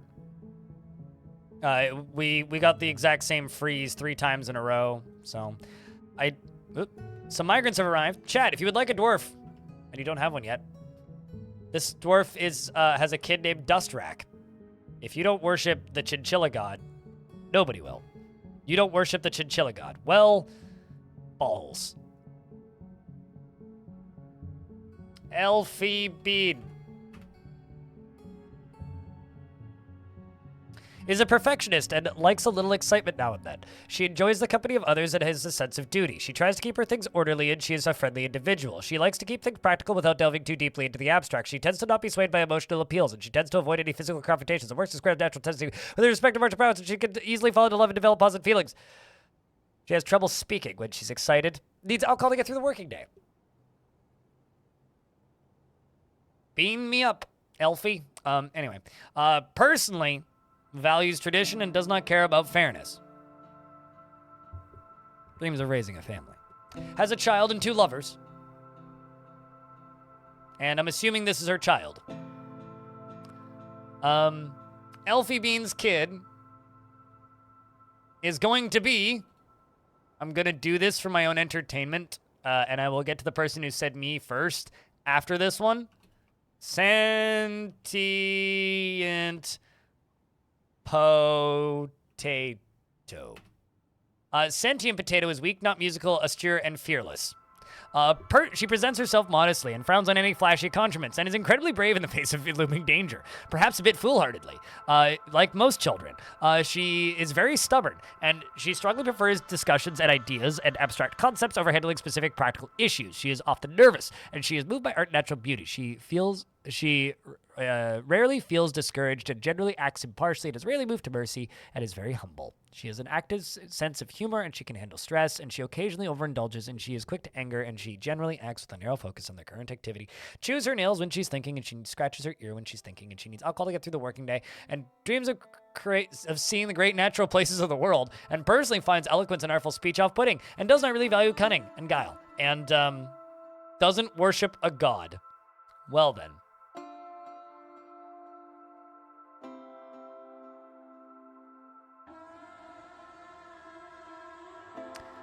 Next up, we have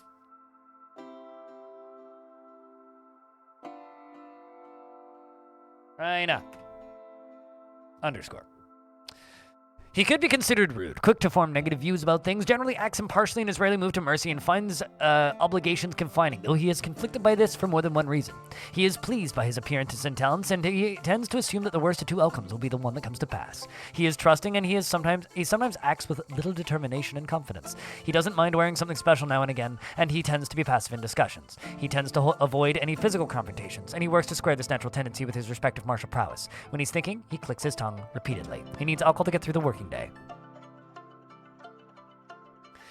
He personally values nature and dreams of creating a great work of art, and likes native aluminum, iron, green jade, and alder wood, scepters and reindeer for their large herds in the words of the crystal irons, and when possible prefers to consume white-spotted puffer and pendant amaranth beer and bananas.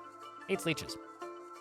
Worships a god named Vesh. Nobody has worshipped the giant chinchilla god yet. I am depressed by this. Next up here is Raina's wife, Laya Gushka. Laya Gushka is unfriendly and disagreeable, and she is bothered by this since she values friendship. She tends to be a little tight with resources when working on projects, is grateful when others help her out, and she tries to return favors. She often feels lustful, and she is often nervous. She is quick to form negative views about things, and she thinks she is fairly important in the grand scheme of things. She isn't particularly curious about the world and is assertive. Needs alcohol to get through the working day. Next up, we have the also married peasant.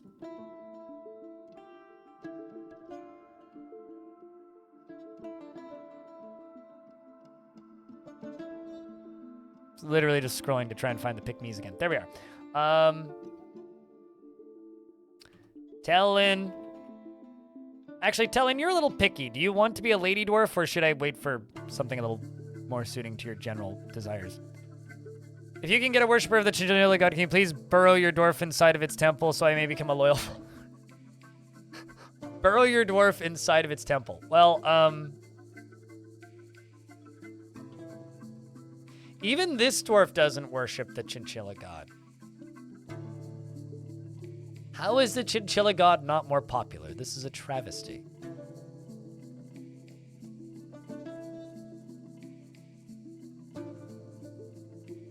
If you ever get a fisher dwarf, but fishing is illegal. Fishing is illegal. Telenartho pursues matters with a single-minded focus, often overlooking other matters. She is very rarely develops negative feelings towards things and is often nervous. She often feels lustful, and she tends to not have a great aesthetic sensitivity.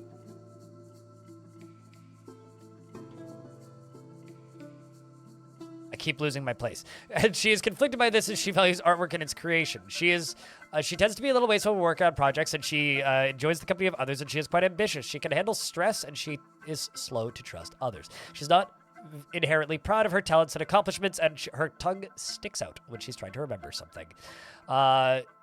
She's married to Ral. Needs alcohol to get through the working day, personally dreams of raising a family, and finds introspection to be a waste of time, and does not particularly care about craftsmanship, and doesn't care if others take the time to master skills.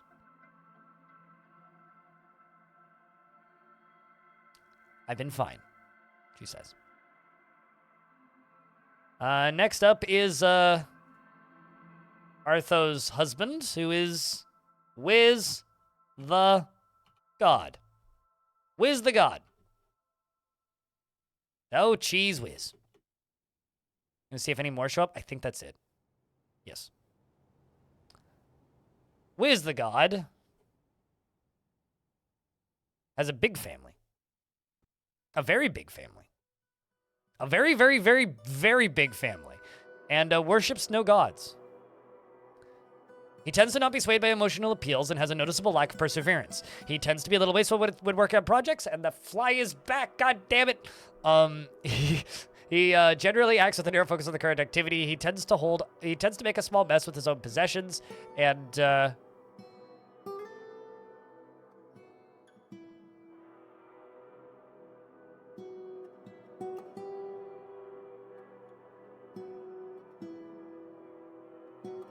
I keep losing my place.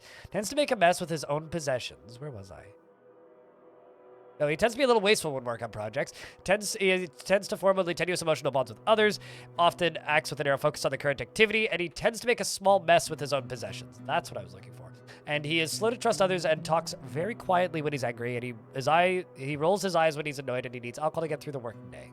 Dreams of crafting a masterwork someday, and personally values independence. Finds those that deny their impulses somewhat stiff.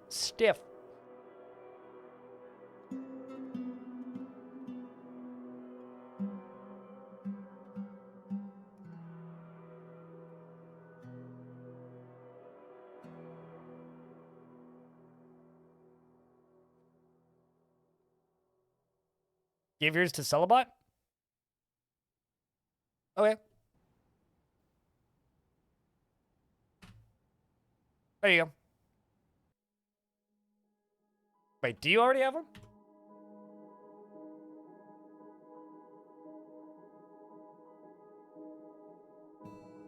Not in this world. Wait, no you do. You are correct. Huh. My bad. Sorry about that. I should have remembered that myself, but... Yeah, no, I see it. Have I played Amazing Cultivation Simulator? I watched streams of it. That's all. Just Kind of a lot, and not in a good way. The way that game seems. Okay, so you get connected to this. I'm going to put a meeting zone right here.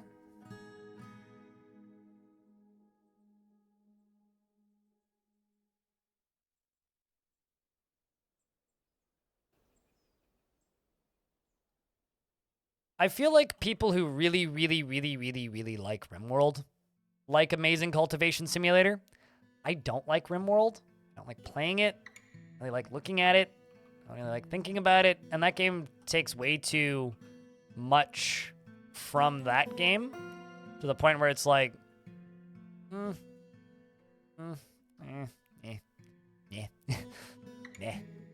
the point where, like, I remember when it first came out, there was actually a lot of accusations going around that it was stealing code from RimWorld. Which I can't remember if anything ever came of that, but... What's the beef with Rim? I don't enjoy playing it. I played a lot of it, and I played a lot of it during early access, and a lot of the features I liked from early access got nerfed out of the game, so it's not the game I enjoyed playing anymore. So I basically disliked it from early access, from the end of early access going forward. I didn't like the 1.0 version, and the developer made a lot of promises throughout the game's development that he didn't keep. Promise number 1, there will never be DLC. Promise number 2, the game will never be on sale. So, yeah, as somebody who remembers that game from the Kickstarter days, I mean, it is the game I have the most hours in, too. I mean, how many hours do I have in the Steam version? I played pre-Steam, too, but on the Steam version, I have 2,679, probably closer to 4,000, though, because I played a lot before it was released on Steam.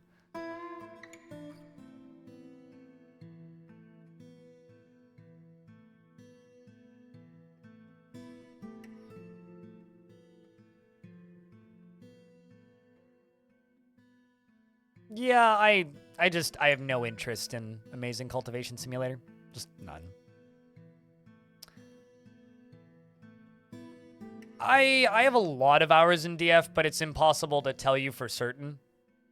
So, I mean, I have 1,270 hours since the Steam version launched. Which actually isn't that many. But there's plenty of people with more.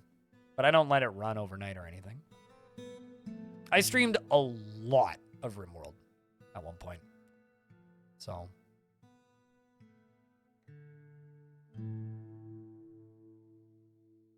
Never Be on Sale was the one that really got you? Yeah. There was also a point where they said they would never raise the price, and they've raised the price twice since then, so. Remember when they raised the price to $40? They're like, yep, we're never going to raise the price again. And since then, they've raised the price twice. So, I get it, inflation, but come on. Yeah, I don't know. That's one of those games where it's like, it sells well enough where there's absolutely no reason for them to make DLC for it. But they choose money, and I don't know. You know, it's kind of funny. I was talking with another person in the industry that, within the streaming side of the industry, just simply about like studio ethics and like why I support some publishers and like just don't play games from other publishers for various reasons. And it's like, it's very hard for me to support a game from a publisher I don't like, which coincidentally makes it significantly easier for me to support publishers of games like, or for me to support games like Soul Ash, just as an example. Just throwing a random name out there. It's way easier for me to support games like Soul Ash because Soul Ash is independent and has no publisher. You know, it's like if a game is independent, it's significantly easier for me to be like, yeah, I'll support that because it's just a developer. If the developer says something dumb, then I can just stop supporting them, and it's that easy.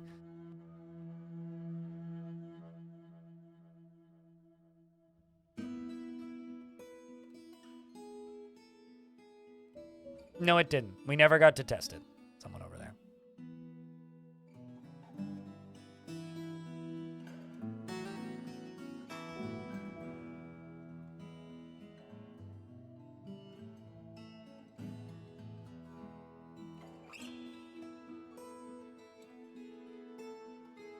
I tried, but never got to test it. All right.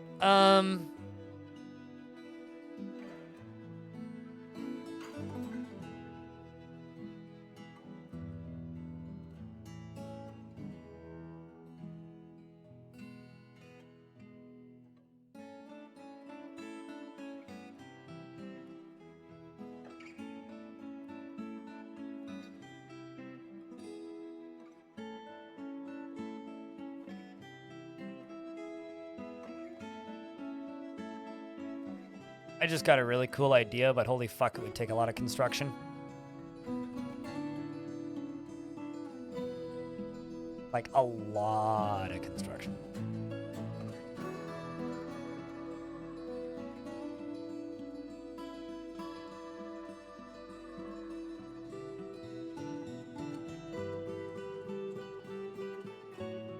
Basically, like, what if I built a lava aqueduct through the middle of this?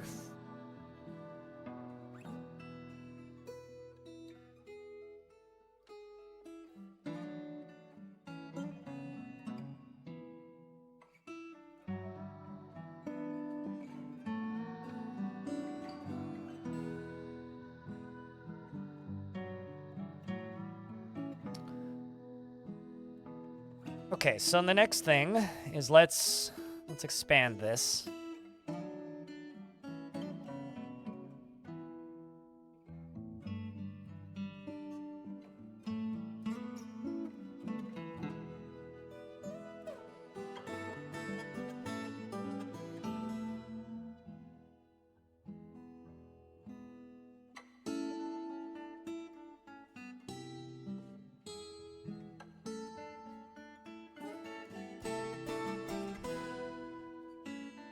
To watch in awe. Sounds spicy.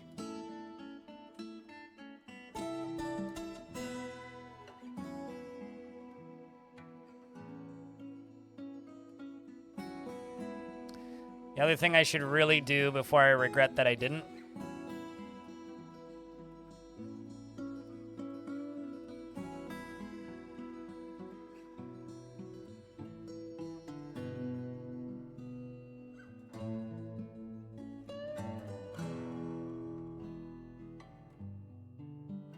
Is we should start unloading this wagon.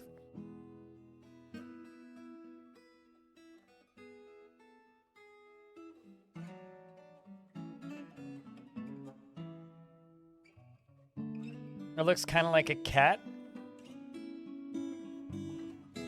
I mean, maybe. It kind of looks like that on the mini-map, actually. Looks like a cat with, like, a weird hat.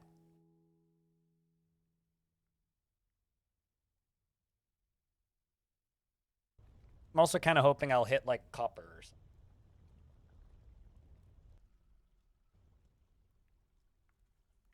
Like, this layer on the mini-map definitely looks kind of like a cat. This one... I don't know. The strawberry?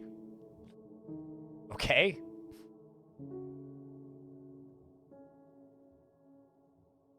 Cat with paws up?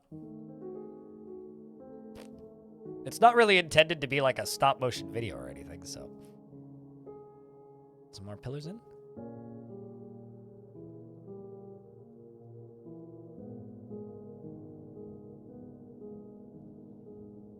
The water looks like a tiny crown?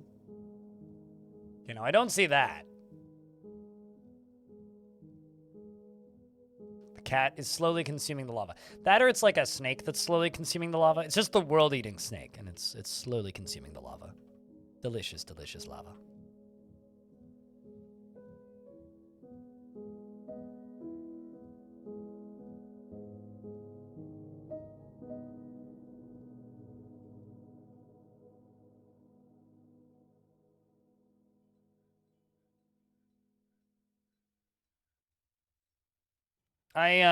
There was a channel that used to stream quite frequently, but it's kind of stopped since Premium came out. And the first time I saw that channel, they were animating Donkey Kong out of their floors. It's not possible to get Venom, so no, that's literally not possible. At least not in vanilla. So that's basically, you might as well just say, and we don't trade. Because you have no access to the main trade good. There's no way to barrel Venom.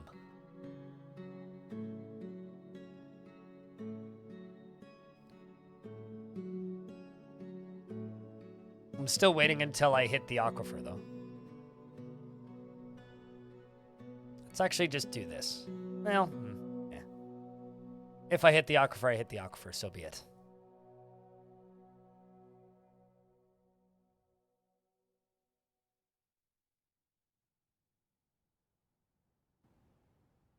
Also, probably build a trade depot.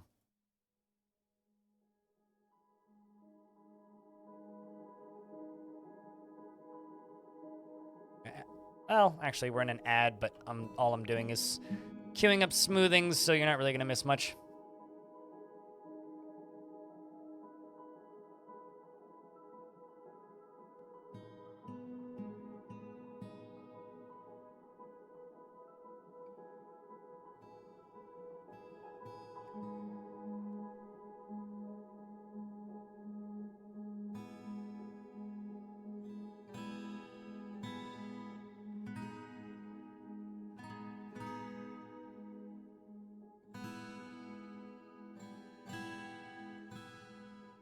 Starting to feel sleepy? Alrighty, Laya. You snooze good.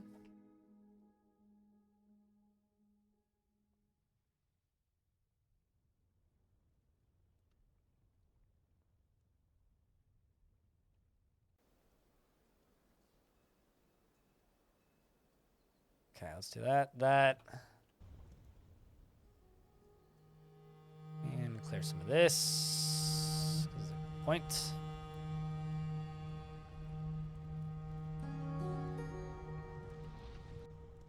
I kind of love when this happens where they all just bunch up and then they just kind of like hopscotch each other.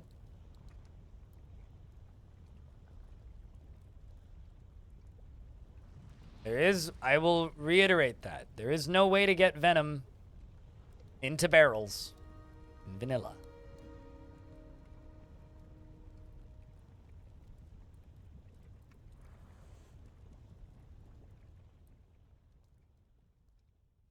Why? You can kill things perfectly effectively with normal bolts. Why do you need to tip them in poison?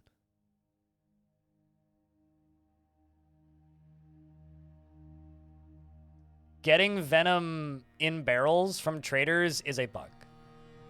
It's kind of an accepted bug as a feature, but it's a bug. Fun? Okay. I mean, I guess I could see it like in the same level of me wanting like smoking, but bolts are already very effective. I will say that.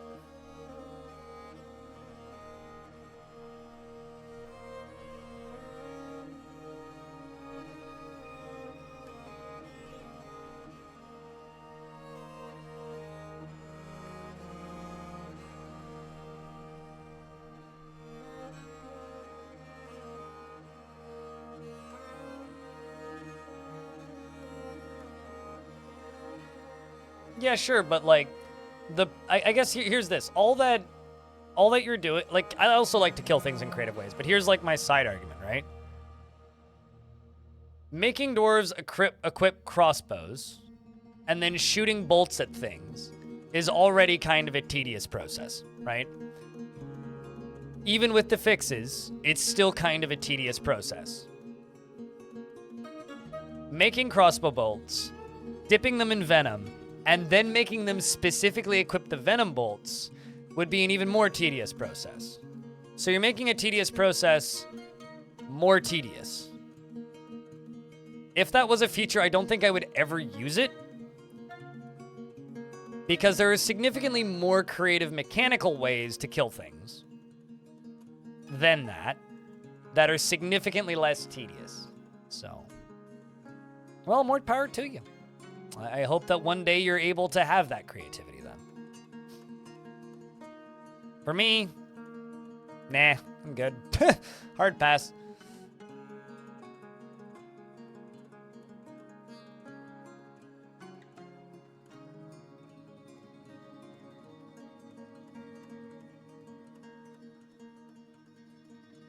I mean, same, but like, they need to fix a lot more things about the way ranged combat works for me to be even remotely interested into adding extra steps to an already tedious system.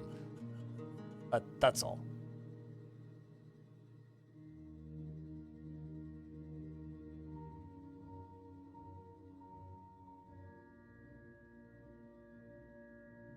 Yeah, that's not what I mean, right?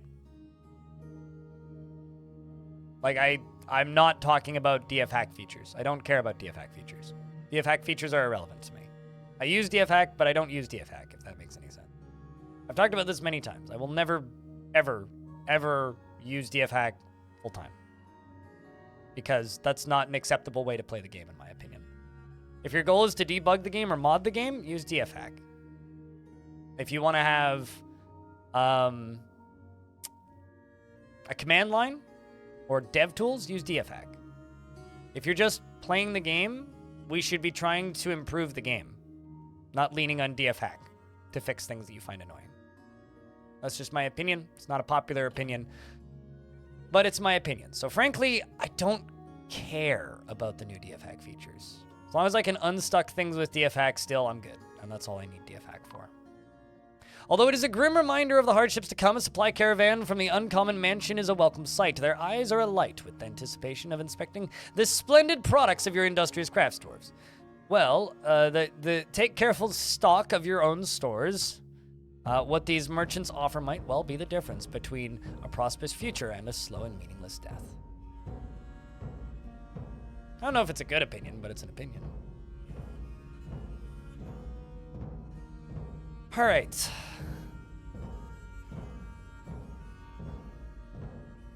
I need to figure out what I'm selling. Because currently I have nothing. I guess I could sell them some beds. That's about it. I'm your liaison from the mountain homes. Let's discuss your situation. I don't know what I want from them yet, so I'm just going to request steel anvils. I might actually just not trade with them. They want footwear and ammunition. All right. I think I'm just not going to trade this year, probably.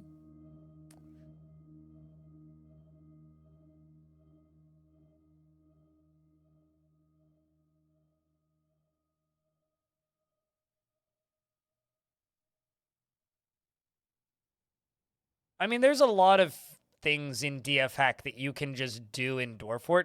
It used to actually drive me kind of bananas, because people would always be like, did you know that you can use, like, Lazy Noob Pack to change your tile set?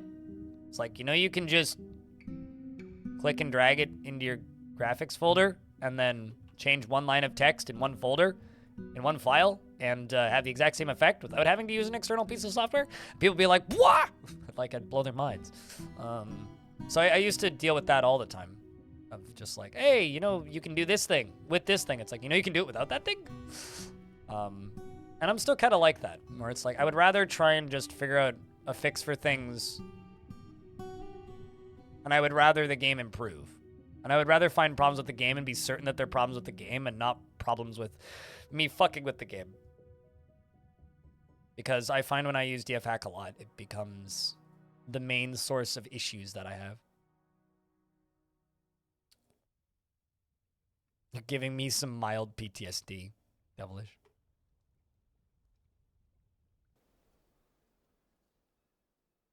That is probably not going to be the case anymore with Putnam being, or somebody working on Dwarfort. That used to always be the case, but I don't think that's going to be a huge issue anymore, actually.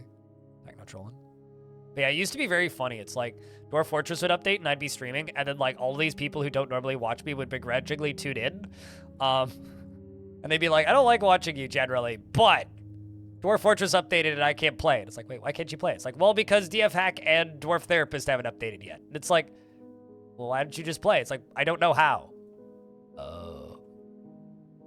It was like a very common thing that used to happen back in the day. Ah, the nostalgia.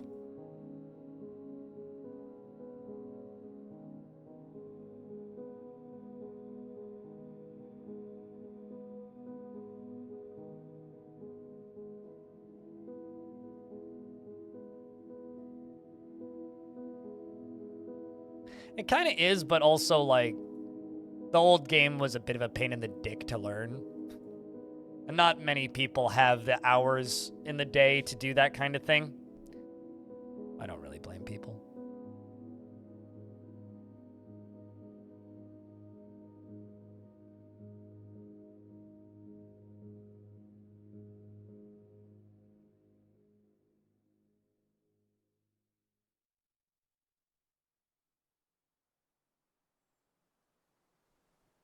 What am I down to today? So I'm very used to hearing a sentence like, what are you up to today? I don't think I've ever heard, what are you down to today? We started a new fort because the old fort got freezy. And not as in like the cute candy thing that you give to kids.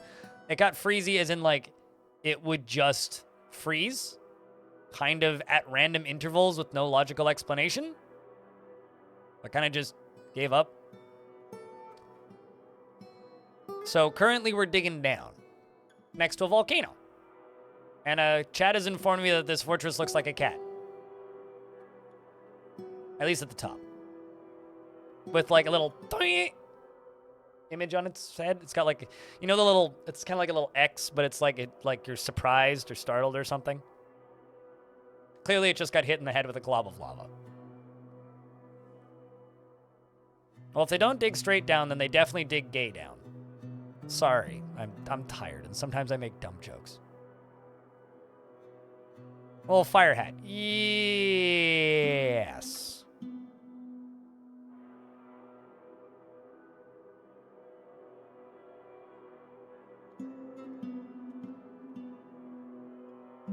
That was a good one. Debatable. Debatable. Not my worst.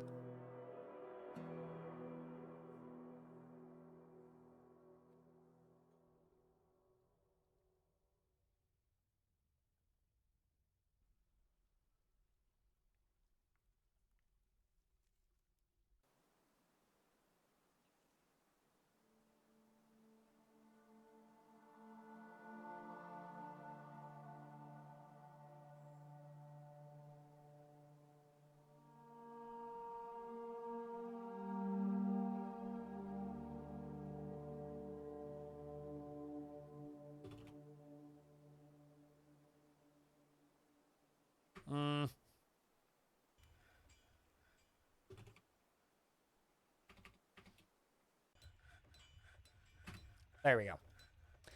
I'm sure I'll remember what that lever means. I'm going to just chalk it all up to good luck.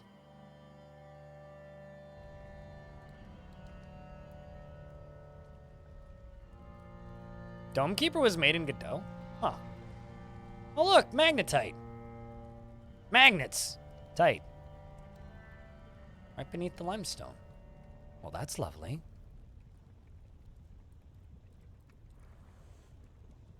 Designate all of that to be mined out. Same with this.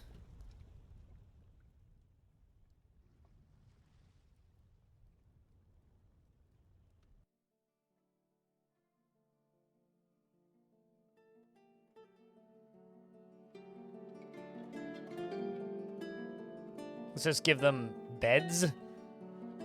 Even though they're not nice beds, at the very least, they're beds.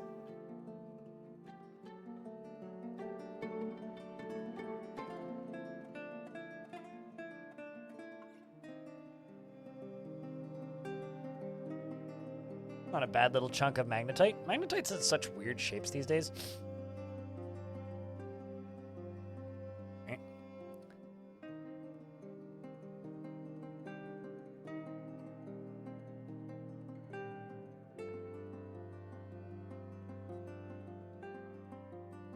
Let's go down to here. I'm just trying very hard to not accidentally dig through the volcano.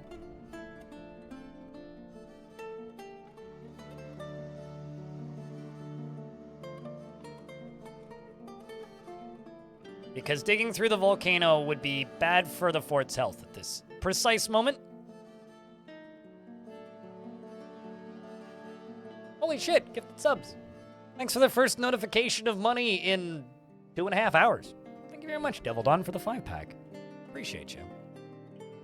And hope I will do my damnedest to get a good night's sleep tonight, dude.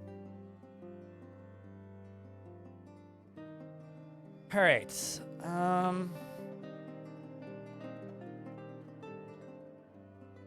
Yeah, just go all the way around. The entire bottom of this pillar is magnetite, apparently.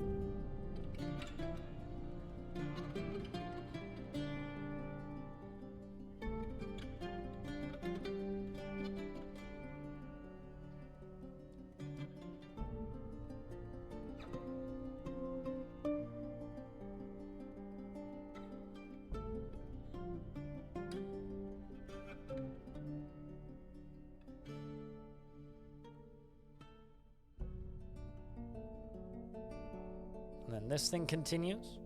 No, let's just make this meet them. I wasn't going to do that just yet, but let's make this meet in the middle. And then I think we go one layer further down and start building our complex.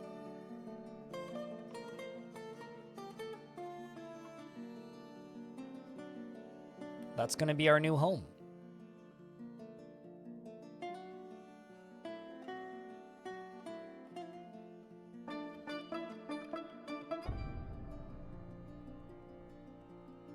There might be more in this limestone up here.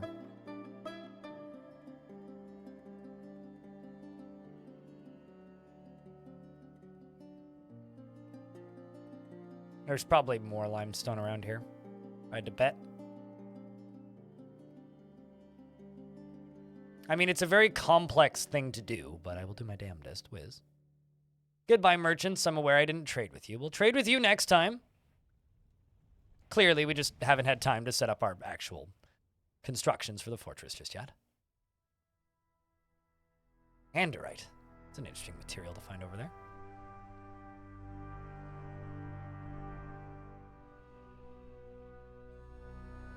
I am running low on food, though, so we're going to go out here. And we're going to gather more.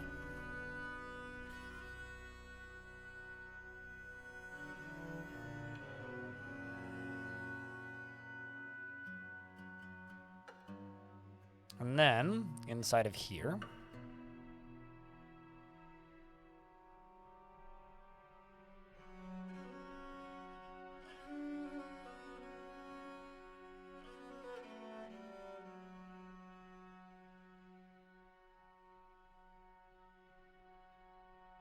But I don't want to deconstruct those. They're all out harvesting plants right now, probably. Seems like it. Probably for the best. We do need that done. What kind of armor is that? Bismuth. I like the way that helmet looks. The steel cap. Maybe I should make steel caps more often. They look nice.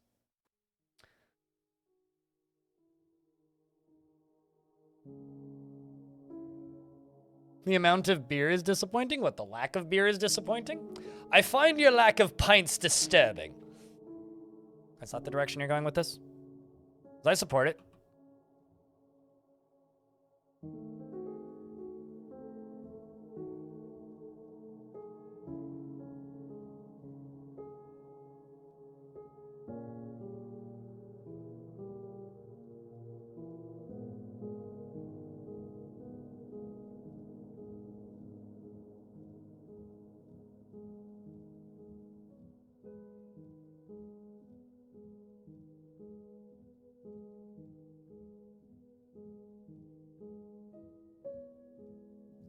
There's chert over here, so we're finding more types of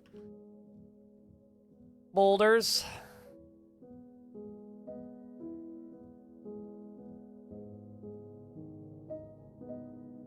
We lost our ability to produce vitamin C in our own food. Food for thought. He's saying that people eat too much fruit. It's, That's not the thing that bothers me about our ancestors generally, but, like, you know. There's things that bother me about our ancestors, but that's not one of them.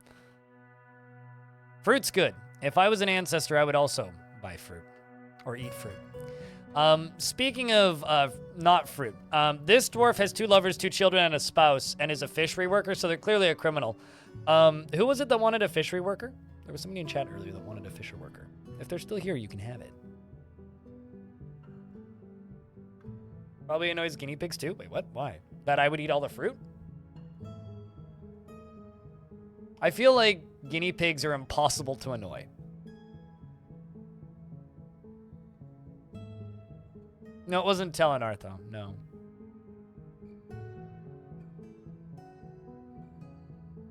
Well, thank you very much for swinging by and saying hi on the stream side of things. Kit Wunter. May you have a dwarf? No, I mean, sure. Terminal wetness. He shares intimate details of his life without sparing a thought for the repercussions of property. He is a pessimist and confident under pressure. He tends to avoid crowds and is slow to anger. Generally acts with a narrow focus on the current activity and has a sense of duty. Dreams of mastering a skill and personally places cooperation as one of the highest ideals, respects the law, and sees confidence as wasteful and foolish. Congratulations, you've just become my first militia commander. Terminal wetness. The archer squatty leader. Just an FYI. You're chased by your child. And she can be Celistaris. She's 3 years old. She's a member of the Ageless Creation. And clearly, she worships no god. What a dwarf. She feels strong urges and seeks short-term rewards, and she takes offered help and gifts without feeling particularly grateful. She could be considered rude and is quick to anger. She is stubborn and she is quite ambitious. She finds helping others emotionally rewarding and can sometimes act without deliberation. She has a tendency towards forming deep and emotional bonds with others. She works to square this natural tendency with her respect of martial prowess, and she is not particularly interested in what others think of her. She runs her fingers through her hair when she's annoyed. Kit Wanter, thank you very much for gifting a sub to Terminal Wetness. Cheers. Means a lot. She runs her fingers through her hair when she's annoyed. When she's nervous, she has a habit of chewing her cheek, and she needs alcohol to get through the working day. Dreams of raising a family and personally values cunning, friendship, and finds friendship burdensome, values tranquility, and a peaceful day. And since we're here, this dwarf who already had a crossbow, congratulations. Congratulations. You can have a dwarf, Kit Wanter. Sad news, you do not worship the chinchilla god of chinchillas. And you're also going to join the military.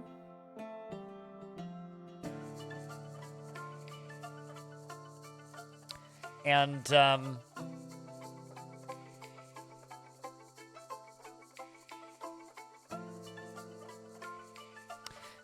this is the thing I need to do. I need to remove you from hunting, so we don't have issues. And he is made deeply uncomfortable by differences in appearance or culture. He dislikes receiving advice, and he rarely feels discouraged. Sometimes acts with little determination and confidence, and generally acts impartially, and is rarely moved to mercy and can be quite polite. He is a friendly individual, and he has a greedy streak. He needs alcohol to get through the working day. And he personally finds the pursuit of knowledge to be a waste of effort and dreams of mastering a skill. He likes bismuth bronze and praise and alpaca wool. The color bronze and pigs for their sense of smell. Magpie men for their intelligence and the words of the crystal of irons and the sound of the wonder of tresses and the sight of the sparkles of bewildering. And when possible prefers to consume guppy and papaya wine. And absolutely hates purring maggots.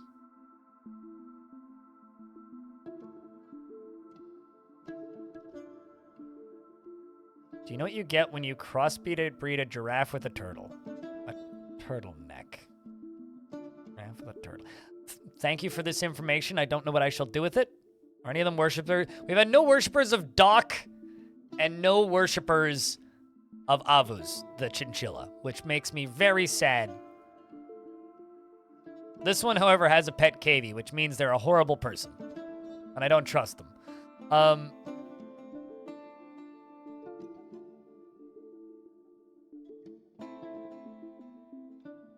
However, I do trust the suited giraffe, so maybe this is getting better. She is very ambitious and always looking for a way to better her situation. She does not find most jokes humorous, and she has a noticeable lack of perseverance. She is somewhat uncomfortable with those that appear unusual or live differently from herself. She isn't particularly curious about the world, and she can occasionally lose focus on the matter at hand, often acts with compassion, and she tends to not be swayed by emotional appeals. She is rarely happy or enthusiastic and conflicted by this, as she values parties and merrymaking in the abstract, occasionally overindulges, dreams of creating a great work of art, and personally sees the attainment of knowledge as important and doesn't particularly value loyalty. She likes Cespertine, Trifle Pewter, and Lace Agate, as well as Hazelwood and Grimling Leather, whatever that is. And the words of the poem of Lessons and the sound of the velvet of embracing in the sight of the dead tomb. Nice. And when possible, prefers to consume mango wine. And hates fire snakes.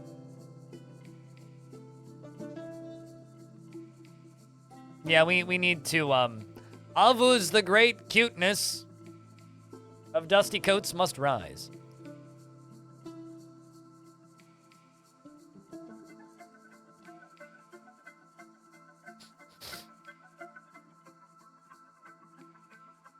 Also, what's on the map right now?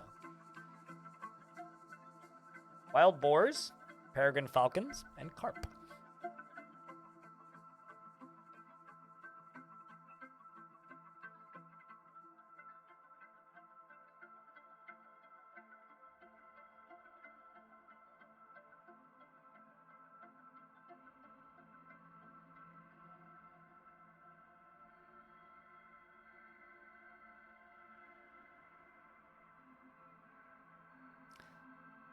Skeleton walks into a bar and orders a mop and beer. I don't get it. Like, genuinely, I don't get it. What?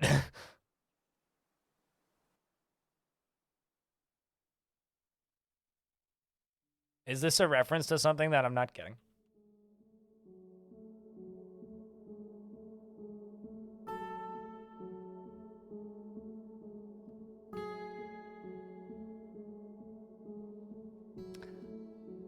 Ah.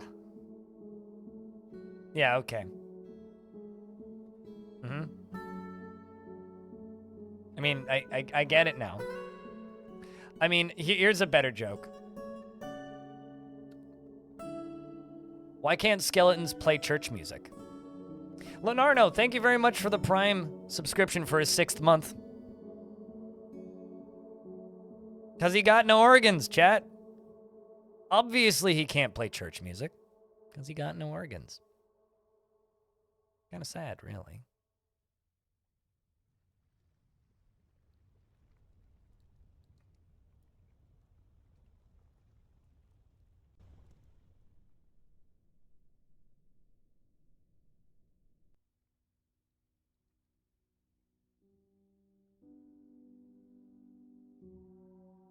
Like, frankly, it's quite sad. If only he had organs. It's quite the delay. Maybe it's time to, hit play pause? Also, chat room, Lenarno subscribed for his 6th month, and not one person has posted a beer. Don't make me get the mop and mop you up, chat. Sheesh. There we go. The beers be plenty. Much better. I feel sated. I can quell my dissatisfaction now. In a wall of beer.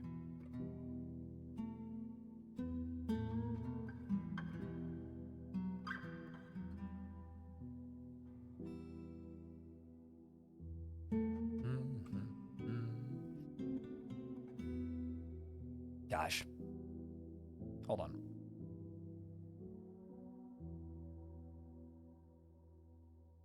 I had to clear my nose. All right. Not going to make you guys listen to that. I'm a mean person sometimes, but I'm not that mean.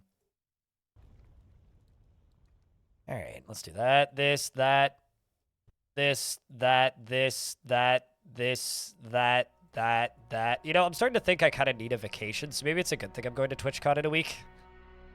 Maybe it's a good thing. I'll probably come back, like, in a more uppity, ready to stream kind of mood. I feel like I've been cranky the last 3 days, although that's probably got something to do with the fact that I have a cold. Oh, also, chat room, wish me luck. On Sunday, I'm getting both a flu shot and a COVID booster. So if I die, that's why.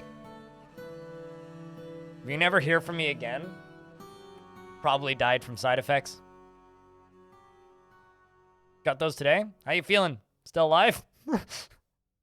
Yeah, the COVID booster usually knocks me out for 24 hours, so we'll see.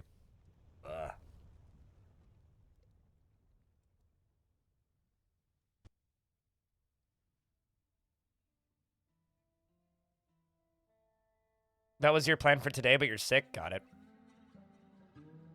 Why am I taking them at the same time? Efficiency? Stupidity? Eh.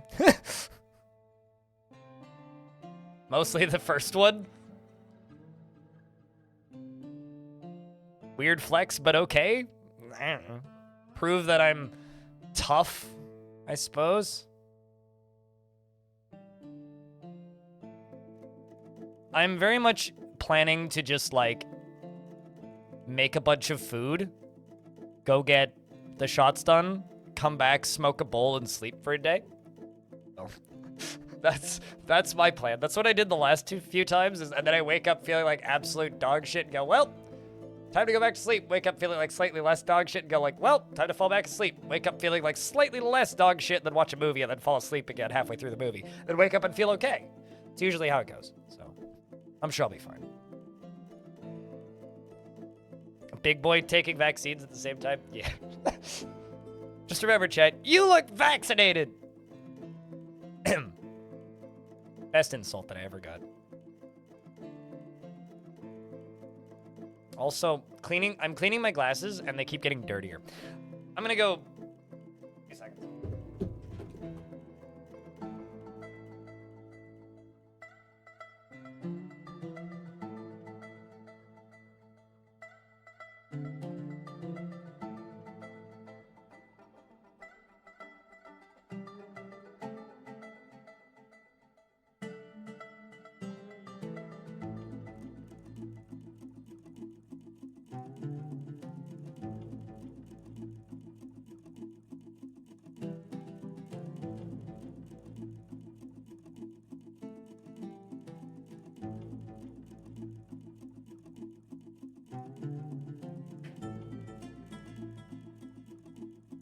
That's a bit better.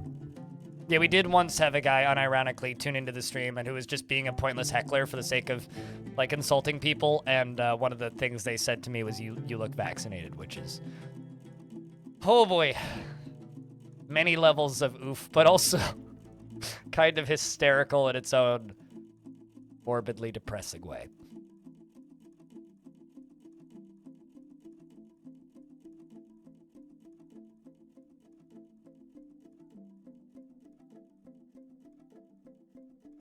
It's like up there with there was a time where me and a bunch of friends, or I guess friends that I just met. This was back when I first met my legendary friend Kevin that some of you probably hear about on this stream from time to time.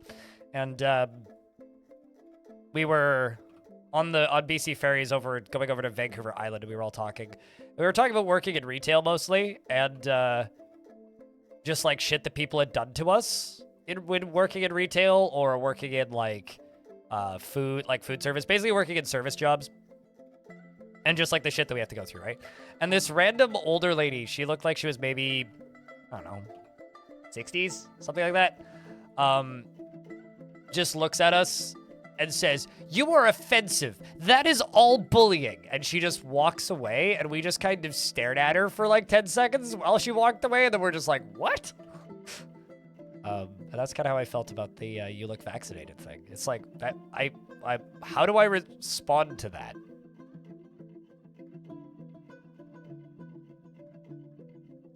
Conspiracy theories have always been pretty wild. I think they've just gotten a mainstream spotlight since... 2020 was the year that the majority of the planet suddenly, unwillingly became terminally online. I think that there's been people that have been terminally online as long as the internet has existed. Like, there's people that have been terminally online since the, like, you know, days of dial-up. But 2020 was when the entire planet was forcibly made terminally online. So there was a lot of demographics of people that had never been exposed to that kind of stuff before suddenly getting exposed to that kind of stuff. So I think that stuff's been crazy for a really long time. I think there's been insane people all over the place for a very long time. I think the accessibility of the crazy has ballooned since 2020. So, I mean, back in the day, you had to read a book to get crazy, you know?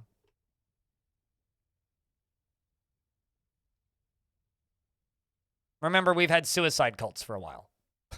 By that, I mean, as long as people have existed.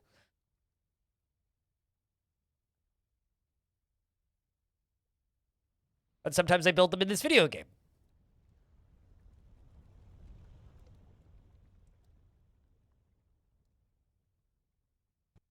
Trying to think, what was the last volcano fort I did?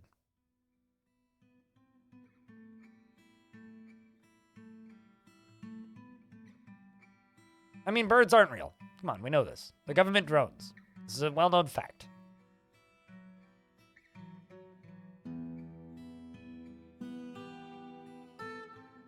The last fort was a suicide cult, yes. Was it Heatstone, really?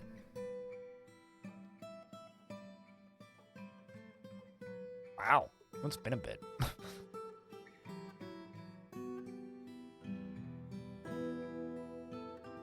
Well, not anymore. Also, I didn't clean my glasses effectively enough. Bah!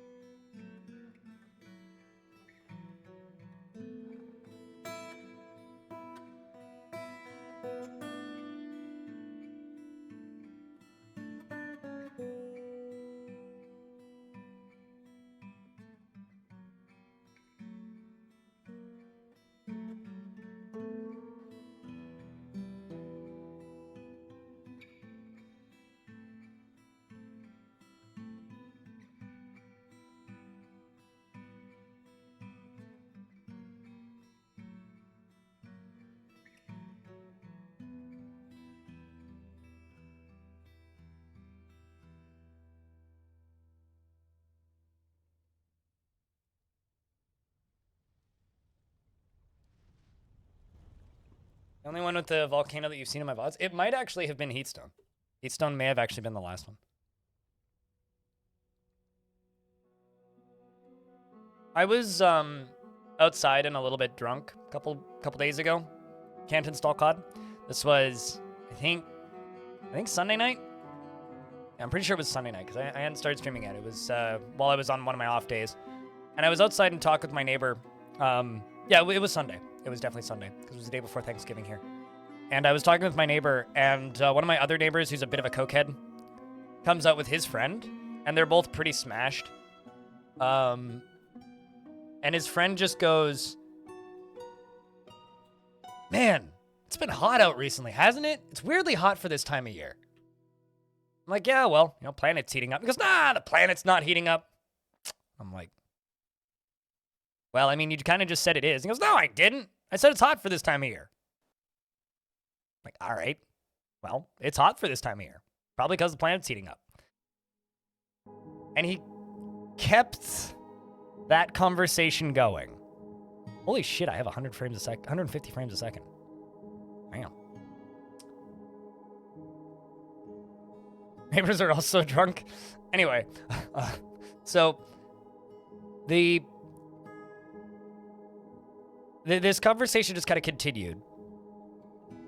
And he kept the conversation on climate change while also denying it the entire time, and then tried to inform me that the reason the planet is heating up isn't because of climate change and isn't because of human intervention or human causation. Definitely not the fault of vehicles. The reason the planet is heating up is because it's a natural phenomenon that happens every 100,000 years where the poles flip.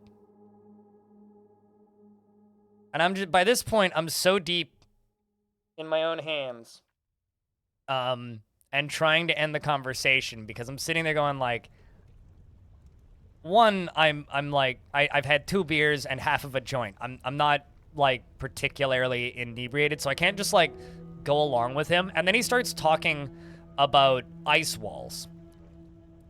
And he's like probably either on coke like his friend usually is, or he was just absolutely blasted because he had this can of beer and I think he dropped it like 4 times during the conversation.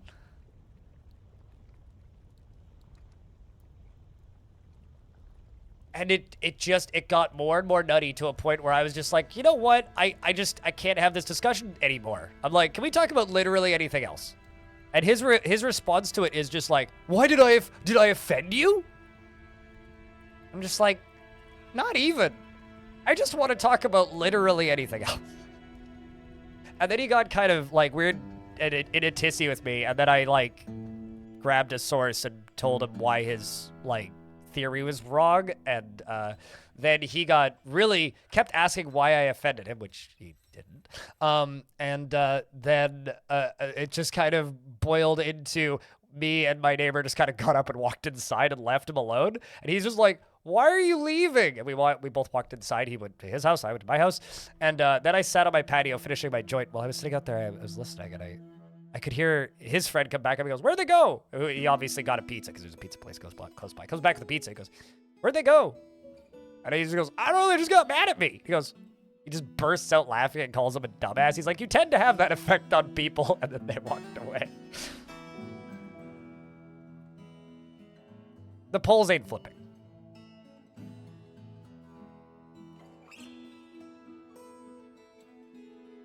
No, the polls flipping is a conspiracy theory that science deniers use generally. But, no, trust me, he was borderline flat earth theory levels of questionable science statements.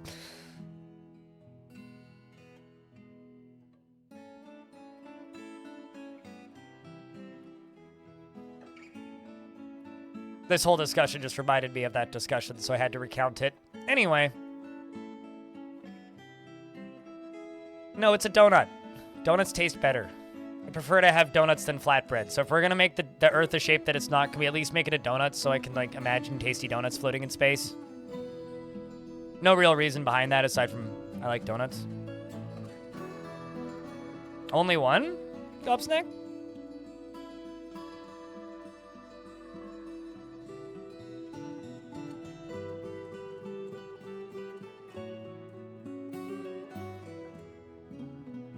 Donuts are cool, but they're not nuts, so. They're fairly rare in Europe. They're fairly rare around here, too, but.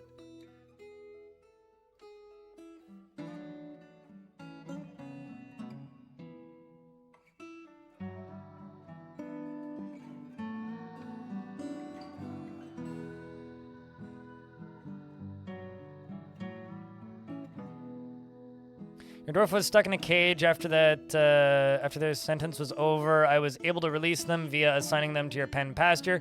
After being released, they proceeded to beat the shit out of your dwarf who released them. Okay, so no. If there's a dwarf that's stuck in a cage and they've got a criminal sentence, the military will release them. Like your captain of the guard will release them. You do not release them. If you release them, then you are committing a crime. So the dwarf that releases them will get beat, because that's not how you release dwarves from prison. So of course that happens, because you release them early. That's the captain of the guard's job. You took away the coveted position of the captain of the guard's task, which is they get to release people from prison.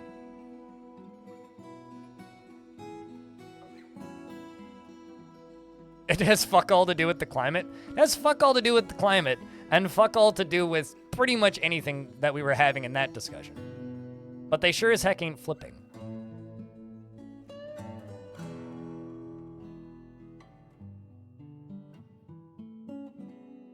If you commit a crime in the game, do the dwarves rebel? If you commit a crime in the game. By you, do you mean the player? There really isn't any crimes that the player can commit. I guess, like, the dwarves tantruming is kind of them rebelling. Not mechanically, no, I guess is the proper answer to that.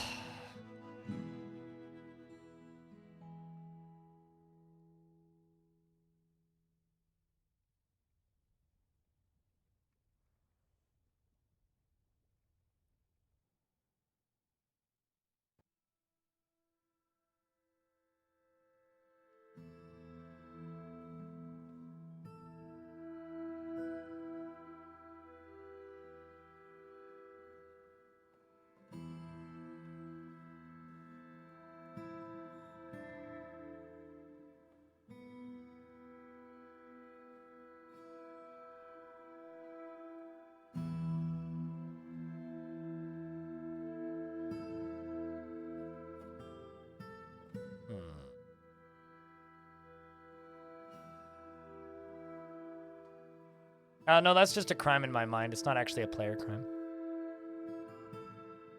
Am I subscribed to any workshop mods? No. No, I'm not.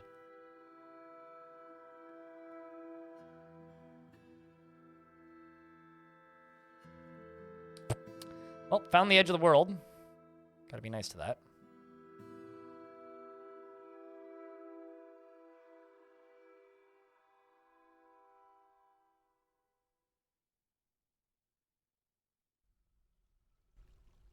And also, I don't think anybody's asked that question in that exact format. I mean, I obviously get asked if I'm using any mods pretty frequently. I can't say anybody's ever asked, are you subscribed to any workshop mods specifically? But no, I'm not.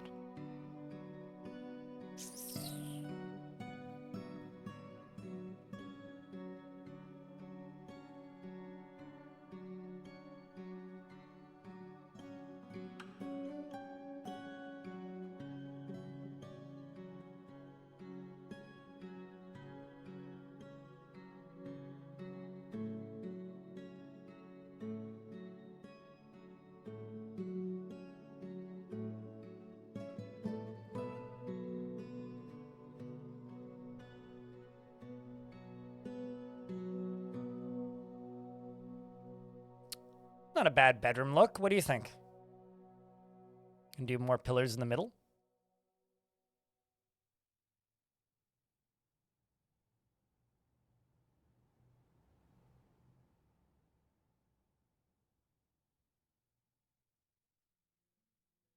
This is not the same world, no. This is a brand new world.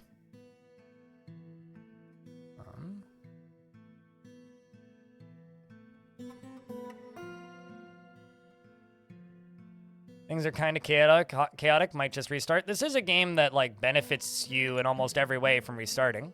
It's like if you're not having fun, restart. If the world's broken, make a new world. If it's not the world, then keep playing in the same world. I wasn't entirely certain that the crash, or that, not the crash, that the freezing that I was having in the last save wasn't the world, which is part of the reason I was like, yeah, it's time to do a new world. But we were also doing a new world because I didn't want to have very rare materials again.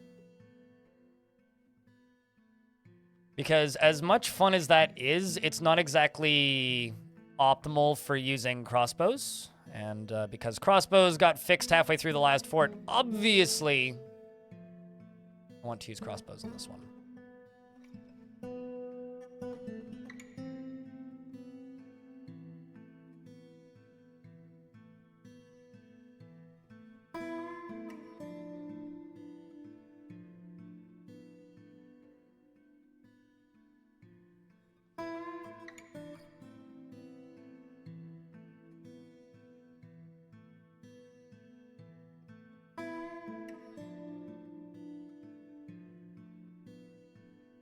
Something like that.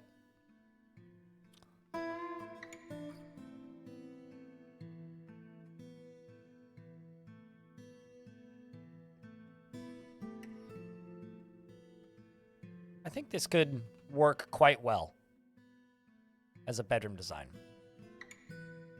And then the other thing I need to do, obviously, oopsies, no, not that, this. Wink.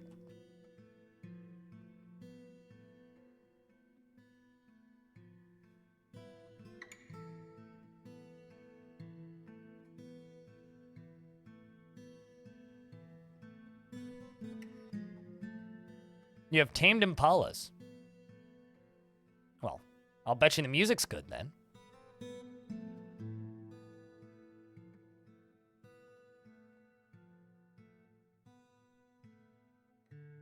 I will once again state, we never got to test it, so I have no idea.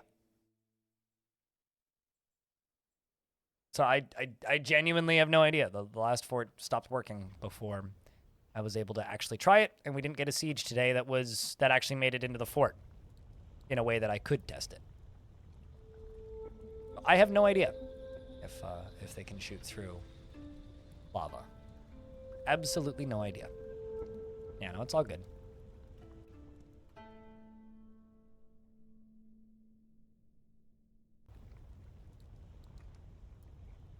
There's a dog barking in the building somewhere that sounds upset. I don't like this. Dear people who get dogs in apartments. Get small dogs. Don't get big dogs. Bituminous coal? Man, I couldn't think of a fort where I need that less.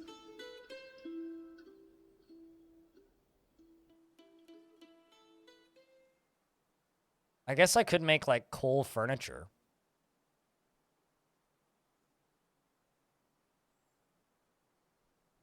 Coke for steel? Yeah, we could do that. I was also kind of thinking about, like, if I took a catapult and I loaded it with coal and I shot that through lava, would that catch fire? But, like, probably.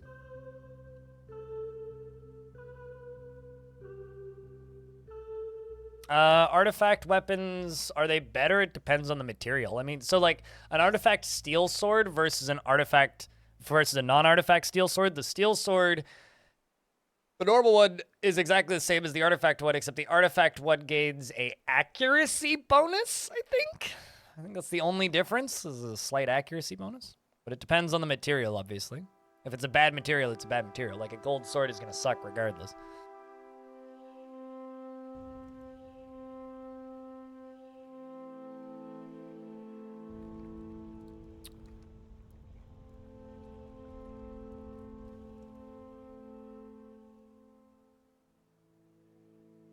I was always under the impression it's an accuracy bonus, but if I'm wrong, I'm wrong. Please feel free to do the science and tell me I'm wrong.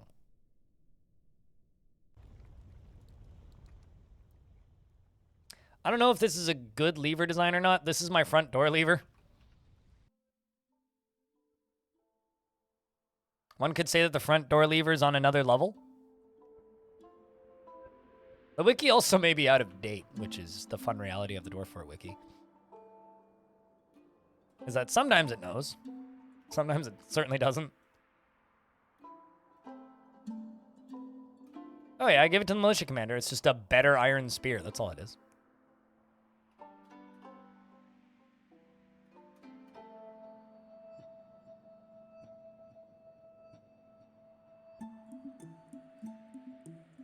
You don't have to annoy the elves as much. Yeah, that's true. Surprised I haven't been attacked by the,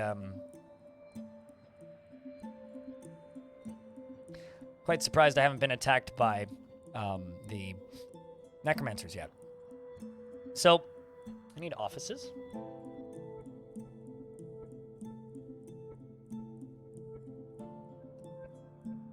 Well, you're probably correct then.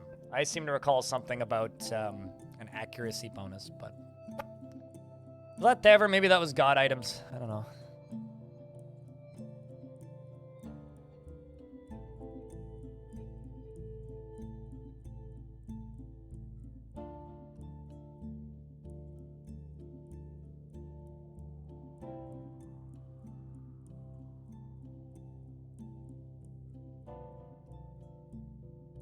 Mortal Throw is an artifact mug. Made of gems.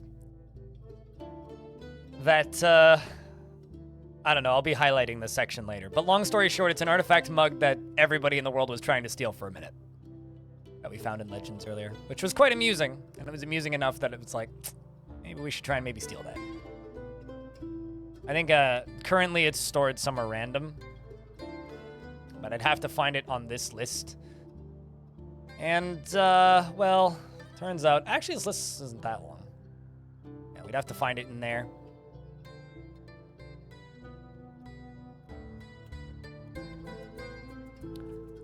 This is going to take 10,000 years to finish. All right, I think we build a tavern like right here. What do you think, chat? Does this look like a good tavern area? Yeah, it's a small world. It's just this, on one screen.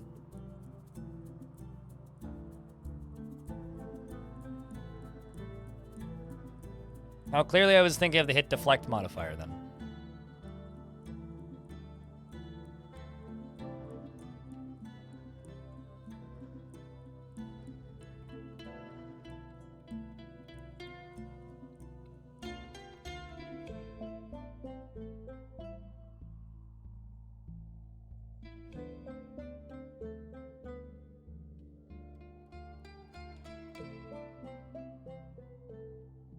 Open plan tavern, anybody?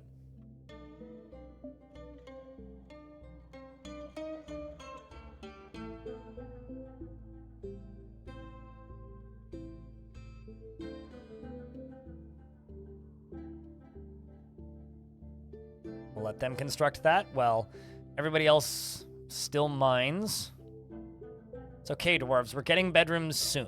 You don't need to panic too much more than you already are. But if you feel the need to panic, please continue panicking if it makes you feel less panicky. I've lost most sense of logic in this statement that I'm currently speaking.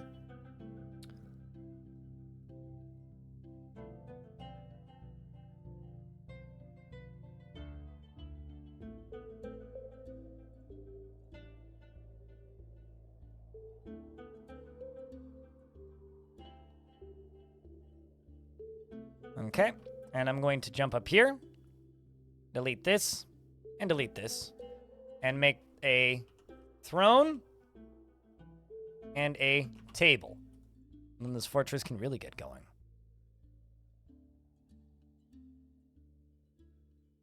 I need a fishing zone. I was kind of hoping I'd hit the aquifer somewhere so I could make a fishing zone. But maybe what I'll do instead is I'll simply dig all the way over to here, and then channel a little thingy over to here, and then, like, snake it around and do, you know, our famous little artificial creeks. I have panic rooms? What's a panic room? Never heard of a panic room before. What is a panic room?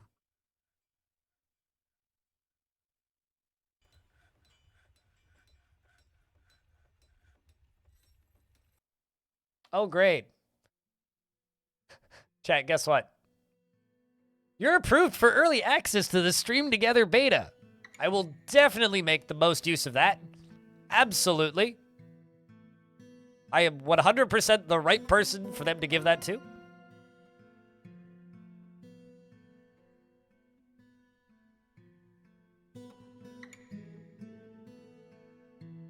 Yeah, I was gonna say, like, if you mean, like, make everybody hide in a room, burrows exist. A what now? Twitch has been working on a lot of, like, just chatting features for people who host talk shows and stuff. It's an extension of the guest host feature, which is another feature that I will never use. It seems like a fine feature to me, but, not something I'm ever going to use.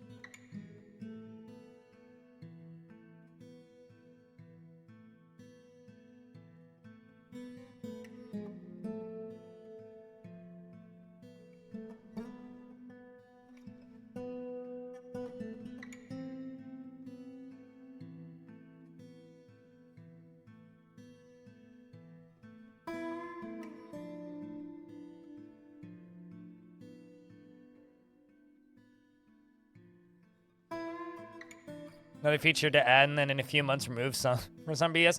I mean, they've had the guest host feature for a while, and they haven't removed it, so. And believe it or not, it actually does get quite a lot of use amongst very specific types of channels. So, you know, people are using it. It's just not used heavily by my particular niche, or my portion of Twitch, even.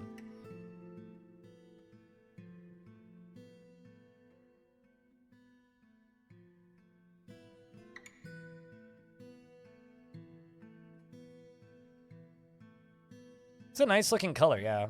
I don't believe I've seen it in premium yet. First time for everything, though. All right, so chair and throne. This is going to be a tiny little office.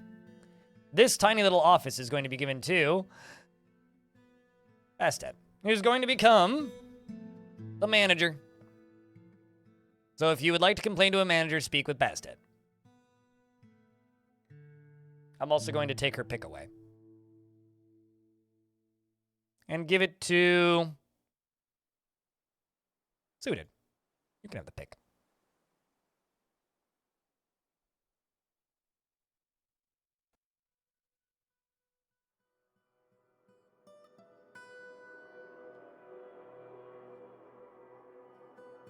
Also, we're in an ad, so we'll wait a minute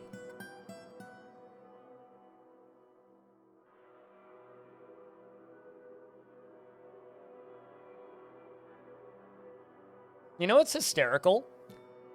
People talk about loving microcline. When I first started playing Dwarf Fortress, I found a bunch of microcline and all of chat was just like, oh God, you're building in microcline? What kind of noob are you? Jesus Christ, this thing looks so awful. I hate microcline. Why are you using that fake adamantine? Like, everybody hated it because it was the same color as adamantine. And it was like, oh, it's microcline. Like, it was kind of like, very impressed for a second. Suddenly lost all impressedness, no longer impressed, disappointed in fact, very disappointed in fact. I just think it's very funny that, like, the community has, like, completely turned around on it. It used to look pretty bad back in the day. I just think it's really funny that everybody's like, everybody loves microcline. It's like, not where I come from, but microcline and rock salt, that's a good combo. Yeah. Yeah, no, that's fair, Shadow Absorber. I mean, back in the day, microcline used to be so bright that if you used the default settings, it hurt to look at. So that's also part of it.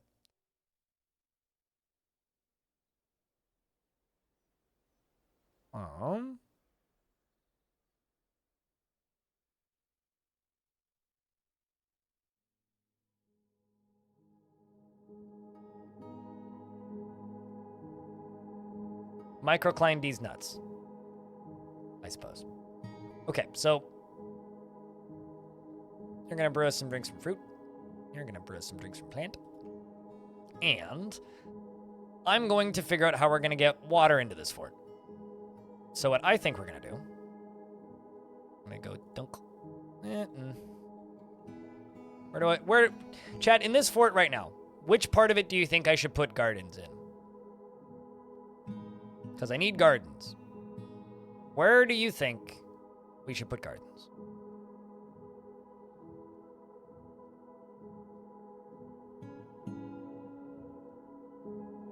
In the orange stuff. Might be a little difficult. Ring around the... Wow, you guys are like going for...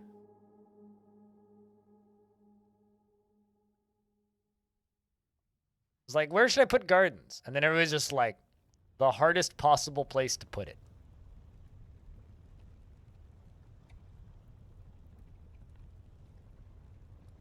Behind the entrance ramp?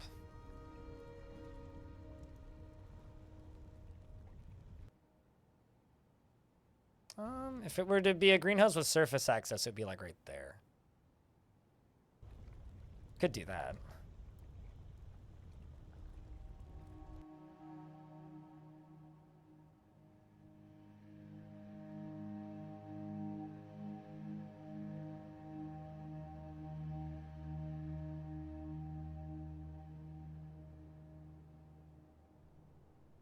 Could do it there.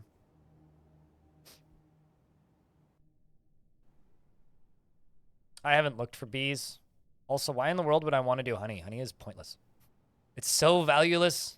The dwarves don't even like it all that much. If it actually had value, then maybe, but...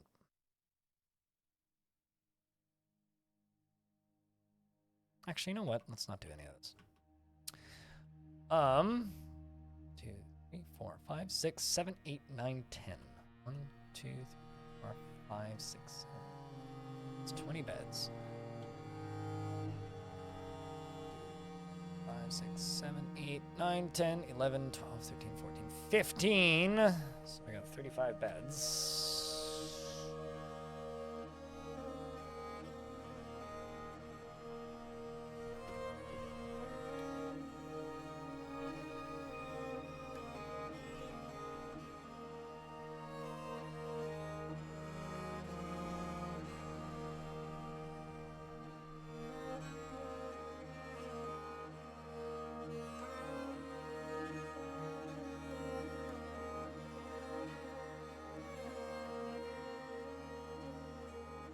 Okay, so let's do 40 of everything.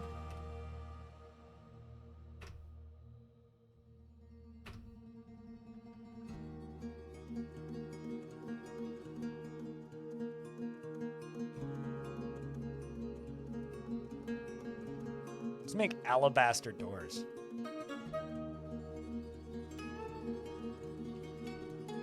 And we'll do everything else out of mudstone.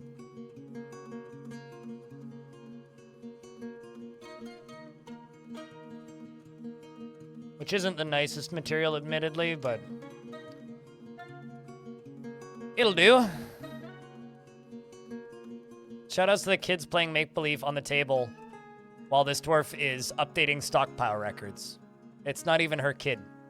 Also, I would just like to point out that Terminal Wetness, my militia commander, is Celistaris' dad. Kinda neat. And Terminal Wetness is brewing drinks from fruit for us. So, shoutouts to him.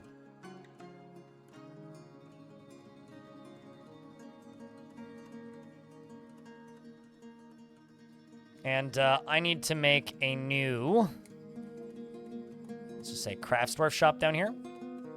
And let's say a carpentry shop. These are temporary, they will be moved. I'm also going to queue up rock mug. Which of which I'm going to make, that's, I want that 0. I'm gonna make 30 of those. We're gonna make those out of gypsum. Let's make gypsum bugs.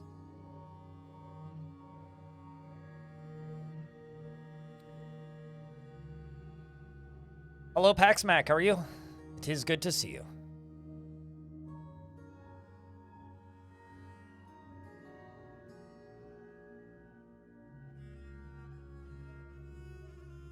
That's done. That'll get done. Let's see if they've started making any of these chairs. Nope. So this right here, this is going to become a dining hall.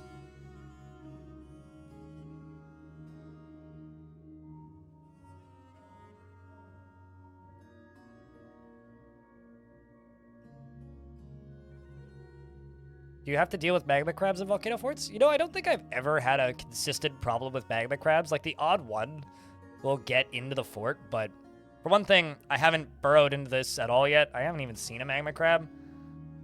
I feel like maybe a long time ago, but certainly nothing recent. Holy shit, a giraffe! Giraffe, I found you. I don't know if you're in chat still, but I found you. Yeah, you are. See the giraffe, look what I found. You. I think we should make some cage traps. Woo!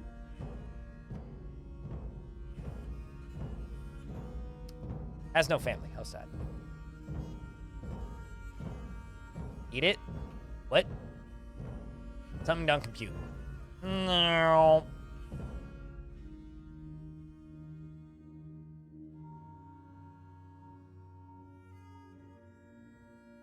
Make it a pet.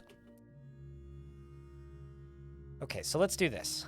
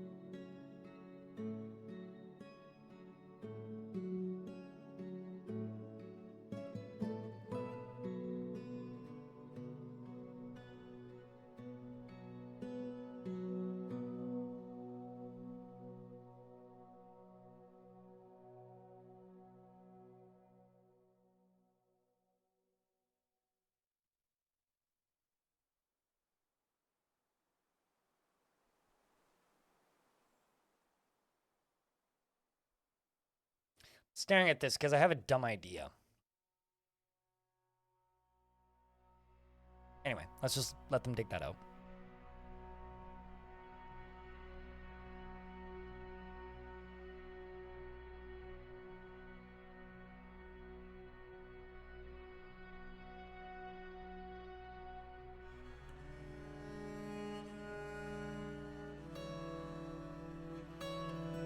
So what I'm kind of thinking about doing, setting up a little garden space down here. In order to do that cleanly, we'll need a wall built here, a wall built down here.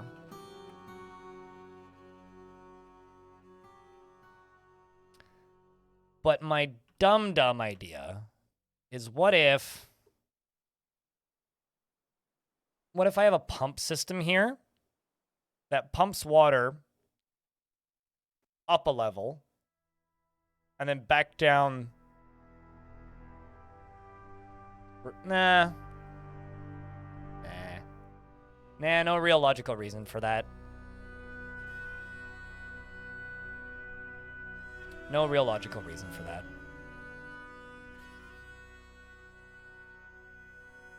It's also good to see that the wagon is fully empty.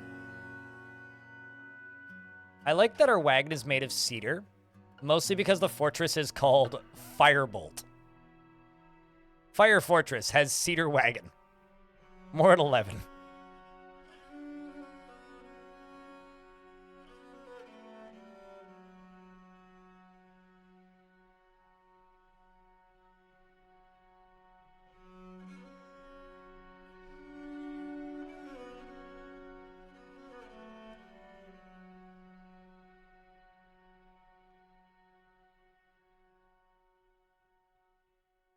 Also gonna need to haul all of this crap out of here.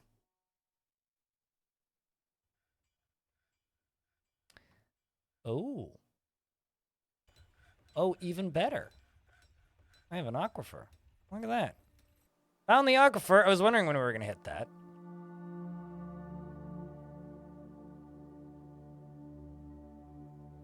That also gives us limited time.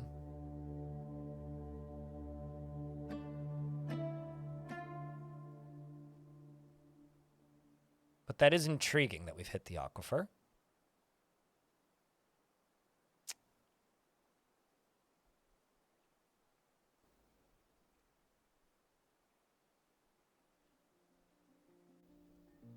So what I'm going to do, make a real quick garbage dump zone right there. Go down into here. Garbage dump all this crud. And all this crud. And all of this crud. More peat.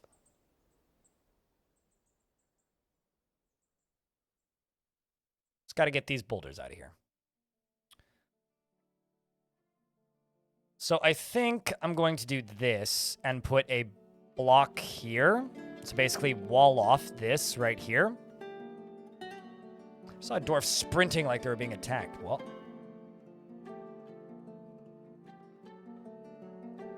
Makes you think you need to go get new glasses? Why is that?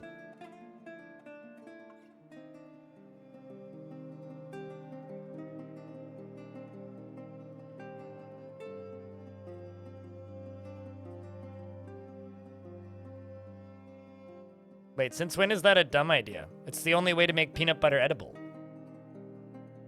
Like, genuine statement for me. It's the only way to make peanut butter edible. Is by either mixing it with piles of sugar or chocolate.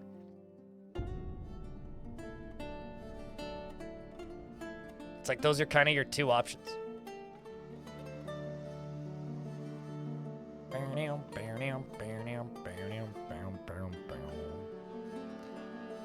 Fluff, as in like the most American sounding food I've ever heard of, marshmallow fluff. That fluff.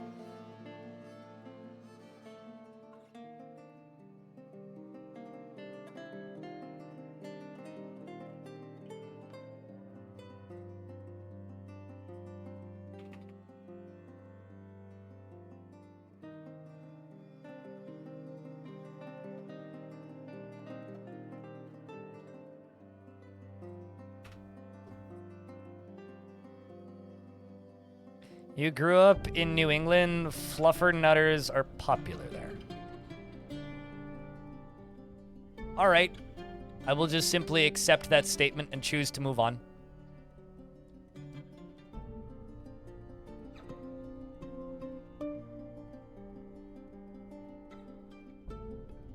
It's one of those things where it's like, that is like almost the most disgusting sounding food I've ever heard of.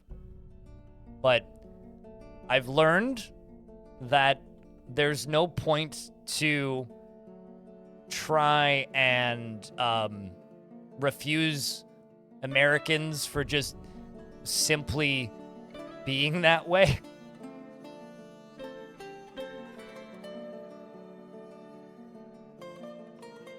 He was a very fluffy nut. Well, that's good. Sounds like this sub. refuse this sub. I refuse it. Chat, you've heard him. None of that. See how he bites off the shell to get at the nut? Arch, I have a question for you. When someone says fluffernutter, what's the first thing that comes to your mind?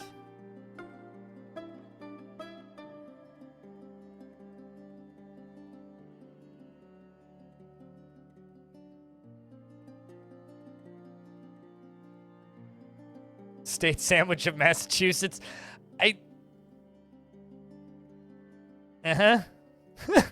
I think I should just never visit Massachusetts. I don't think we'd get along very well.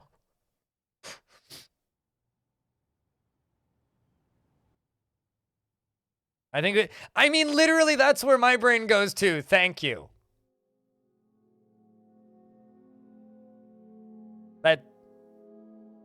That's it. Like, it's just extremely sexual is the only thing that comes to my mind. So, like, just, anyway.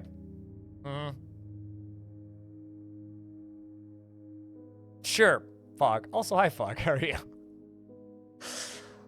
Oy vey.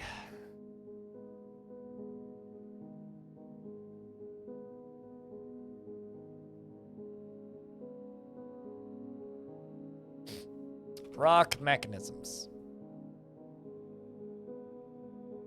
Get your heads out of the gutter? No. Name your sandwiches better. That's it. Just name your sandwiches better. We wouldn't have this problem.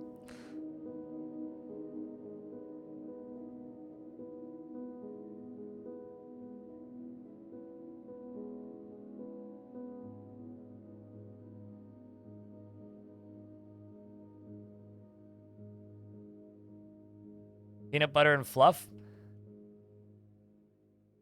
I mean, that just sounds unappealing to me, but...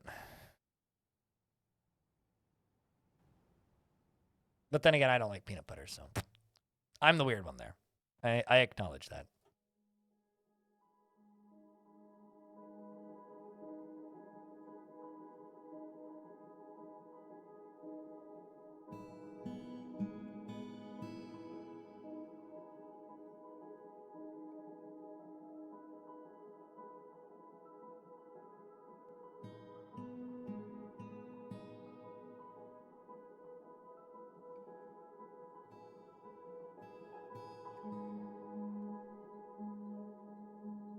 Also, it's late, but you've been lurking for a bit longer. Well, it's nice to have you around, dude.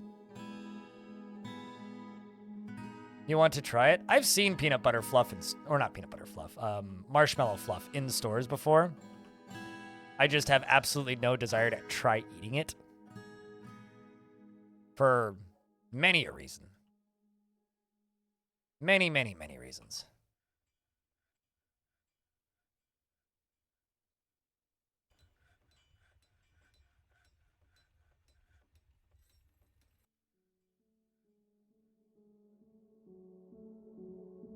To me, like, that doesn't sound like a meal. That sounds like a dessert. And I'm not sold on the concept of a dessert sandwich. I could do that. I can do peanut butter and honey. I can't do peanut butter by itself, though. I like jam, but I don't like peanut butter and jam. I don't like peanut butter. Some people seem to think it's a texture thing. For me, it's not really a texture thing. It's an aftertaste thing. I can eat peanut butter. I don't like the aftertaste of peanut butter. I think it's kind of gross. Bananas do bad things to me, so I try not to eat them.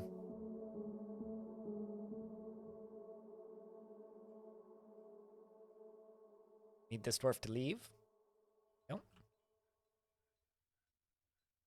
Wink. Yeah, PB&J also shouldn't be a meal, though.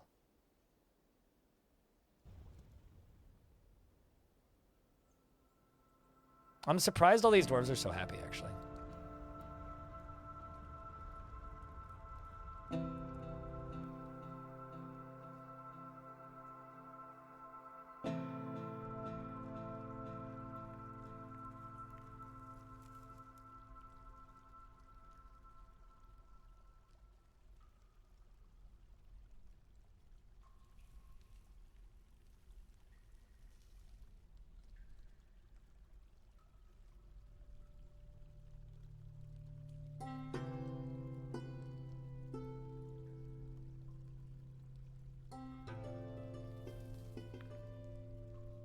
Progress.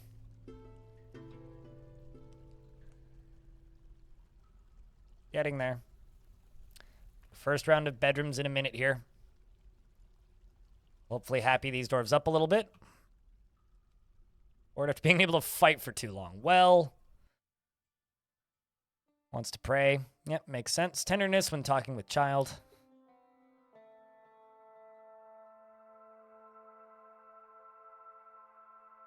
Just remember, everybody, especially when we talk about things like Elvis sandwiches, remember how young Elvis died? That's it.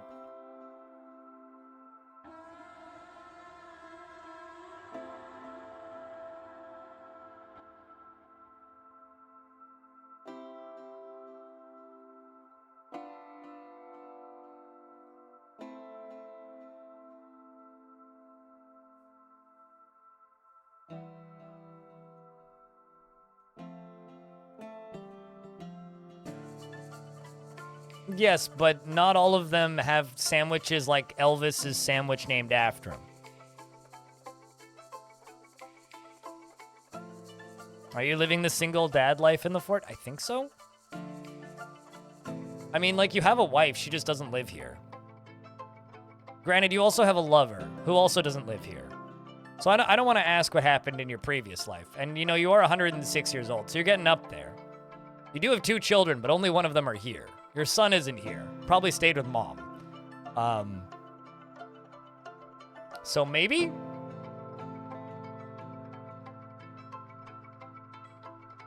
You just don't eat them often? I mean, sure, I could say the same thing about a Monte Cristo, but like, I don't know, man. Let's just make this into a tavern. No visitors just yet.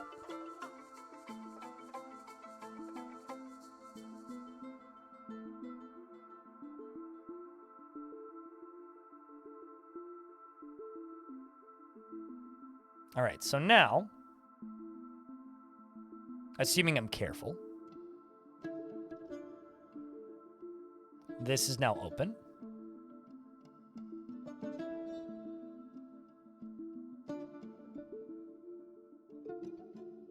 Here comes the water. Once it hits around halfway, we go this.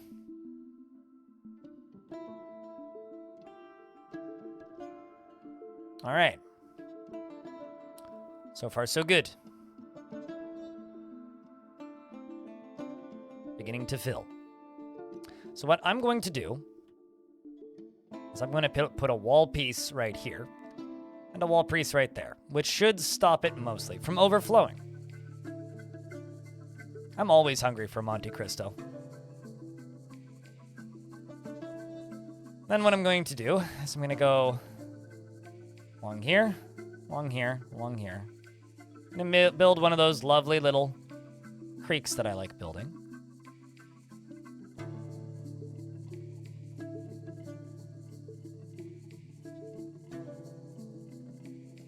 On the inside of it in here, this is going to become our farming area. Gonna build a little pump.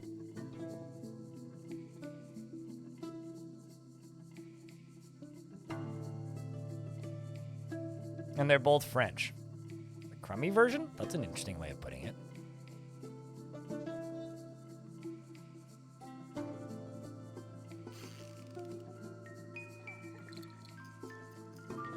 So let's go down here and let's grab this and dump all this crud. And I need to make a new dumping location. Go right there. And Telenartho, the herbalist, has given birth to a girl. Brand new baby girl. Would anybody like to be Telenartho's baby? Brand new baby.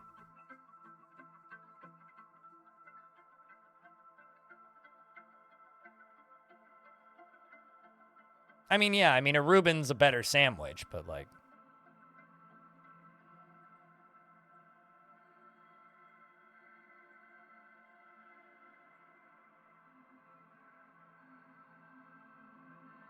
Three shake break. She is 0 years old. She is very quick to anger, and she is intellectually stubborn, rarely changing her mind to agree with somebody else during a debate, regardless of its merits. She can sometimes act without deliberation and is not inherently proud of her talents and accomplishments. She generally acts with a narrow focus on the current activity, and she has a greedy streak. She needs alcohol to get through the working day and does not mind being outdoors, at least for a time.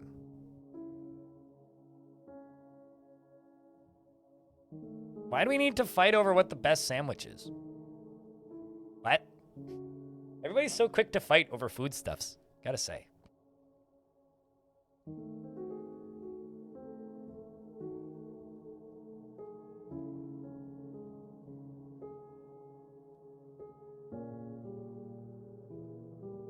There can be only one? What, best sandwich? This is like how wars were started over people's waifus.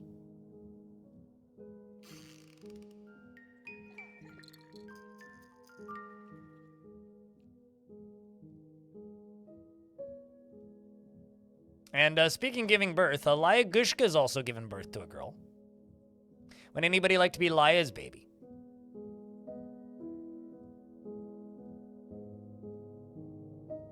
The baby of Laya Gushka and Rhina.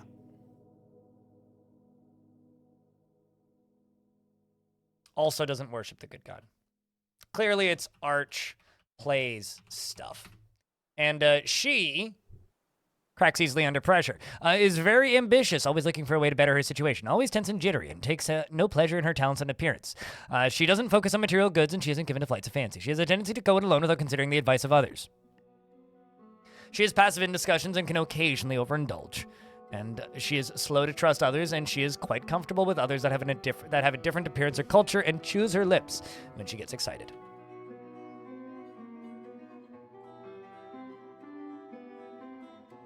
Do you chew your lips when you get excited? Not a Valentine's Day fort? I might, like, pause this fort on, like, the 26th and then build a, like, very short-term Halloween special fort. I've been thinking about that for the last little bit. This might be the next long-term fort, but I'm thinking about just doing a, like, all right, this fort is going to be over in, like, 2 days. We're not allowed to memorialize anything spooky biome. Let's get the Necronomicon immediately. Go. Attack everybody. Go. Kind of deal. Might do that. Just like a crime and danger, murder and death fort. You know, that kind of thing?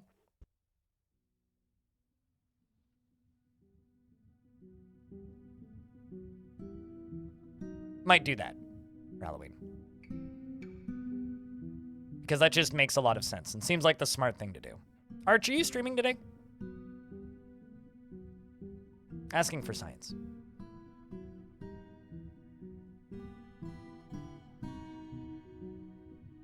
You chew your knuckle? Huh.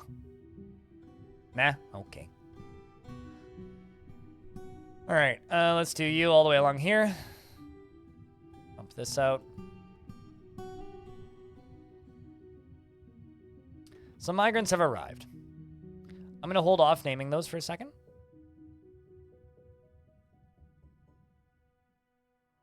Rumble.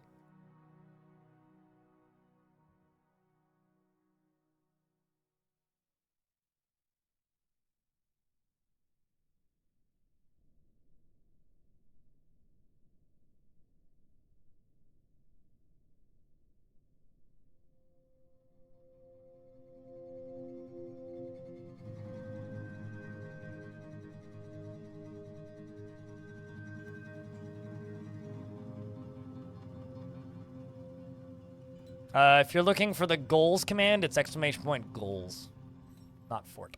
All right. So now that that's done, I'm going to pull this lever.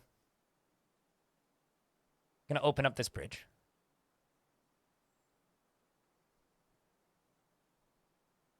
Here.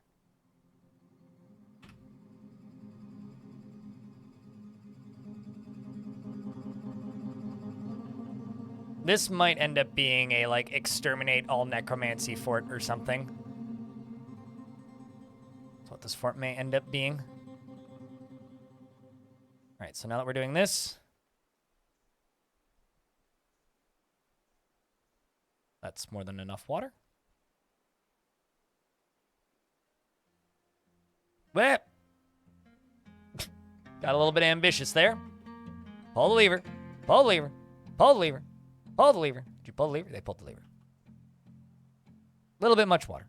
It's fine. I'm going to go pull this, will you? Filled up way quicker than I was hoping. It's fine. It's just a little spill. Farmland? I think you mean trees, but... Also, I should probably give the dwarves a way to get to this thing. Whoops.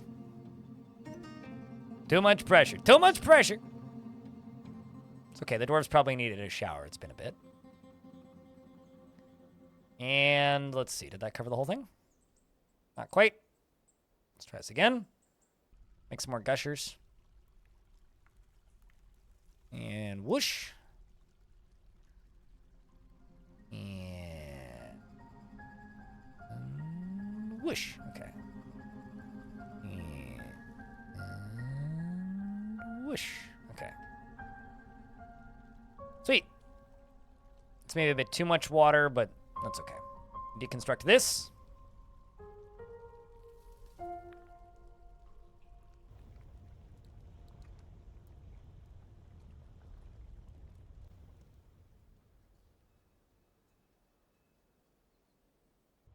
Let's try and get these out of here before they all get washed into the creek. Same with you. Okay.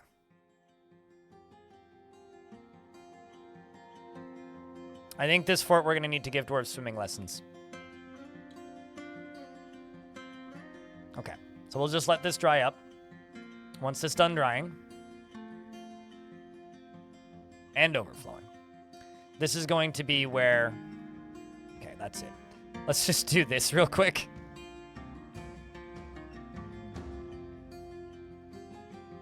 I need this to drain a little bit. There's too much water. Too much water. Okay, first let's get this up top. All the way along here.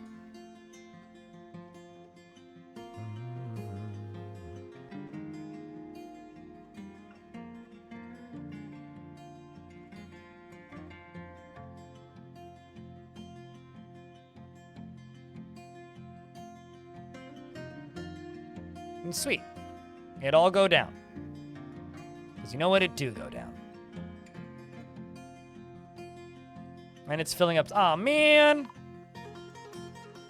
My fortress is out of food. Well, that's a bummer. Guess I should fix that. Fortunately, we got plenty of drinks, so the more important need is filled.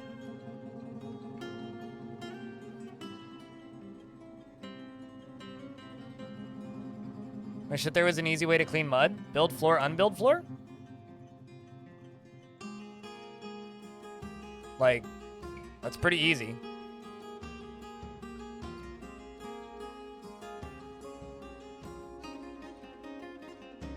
At least I consider that to be pretty easy.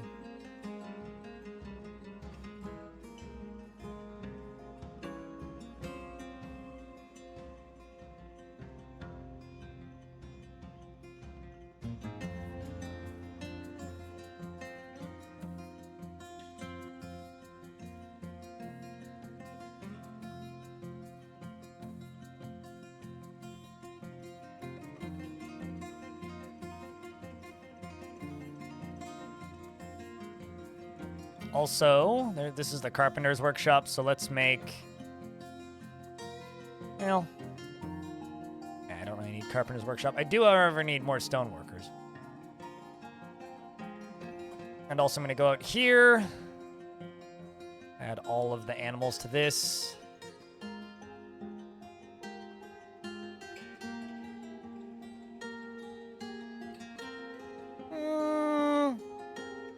I don't necessarily agree with that, Gobsnack, but we can agree to disagree. Oh, I was like, what are all these dwarves doing? Why are these jobs not getting done? Gather plants, obviously.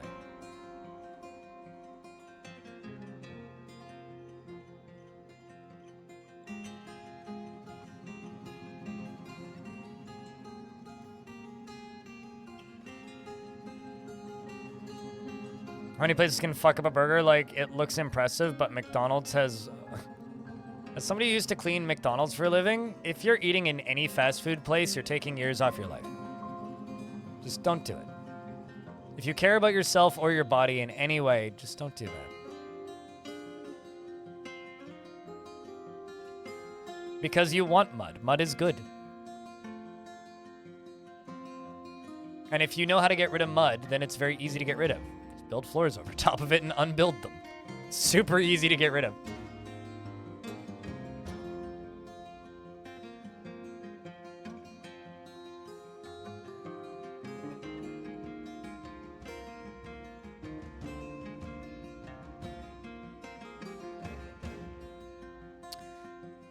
All right, so now that that's all done, I'm gonna do floor all the way along this side too. And floor along here. And floor along here. And floor along here.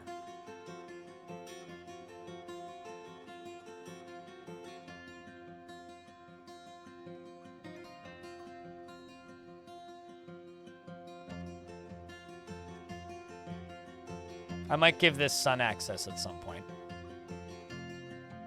For right now, it's just going to be this.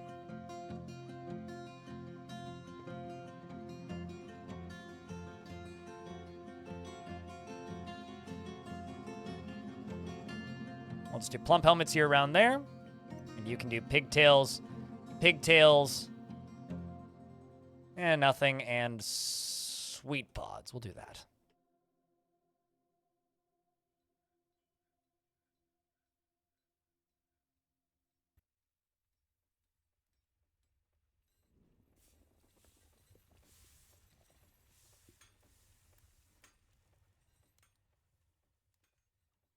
You get annoyed easily, Gobsnack. That's the only thing I can really say to that whole conversation is you seem to get annoyed easily. All right. And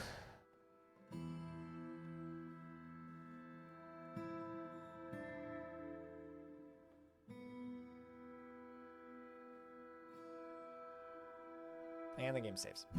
Yeah.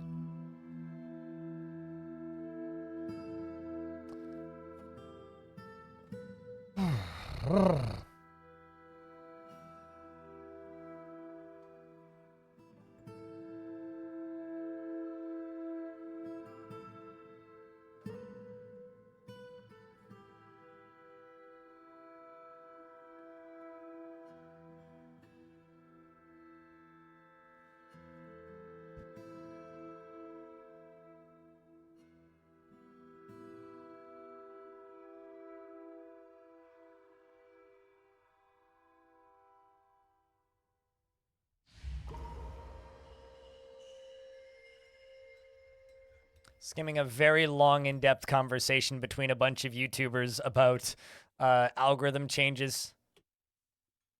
All right, who was that? Suited Giraffe got into a strange mood.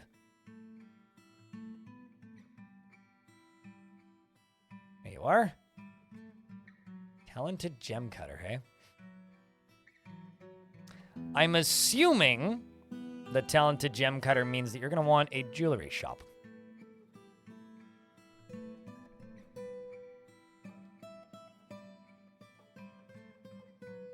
That's like Dwarf Fortress high level 101. Bowfunk is making fields like that. because it's more efficient than growing in dirt mechanically too. That's what you want? Yep. Okay. Suited giraffe. Goes and grabs rough white jades. Ooh, fancy. And works furiously.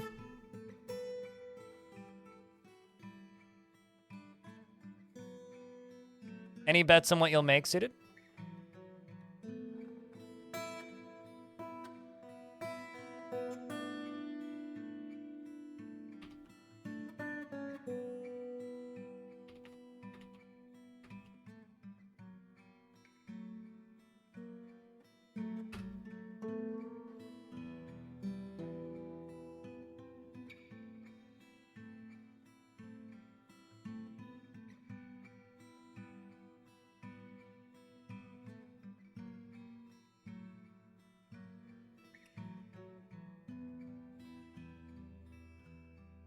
You literally learned this on Sunday. It's an awesome tactic. Yeah, I don't know how I would play this game without that, to be honest with you. Like, genuinely, I do not think I could play this game without that. Oh, look, they're playing songs. What are they playing? Oh, they were singing, but now they're socializing. They were...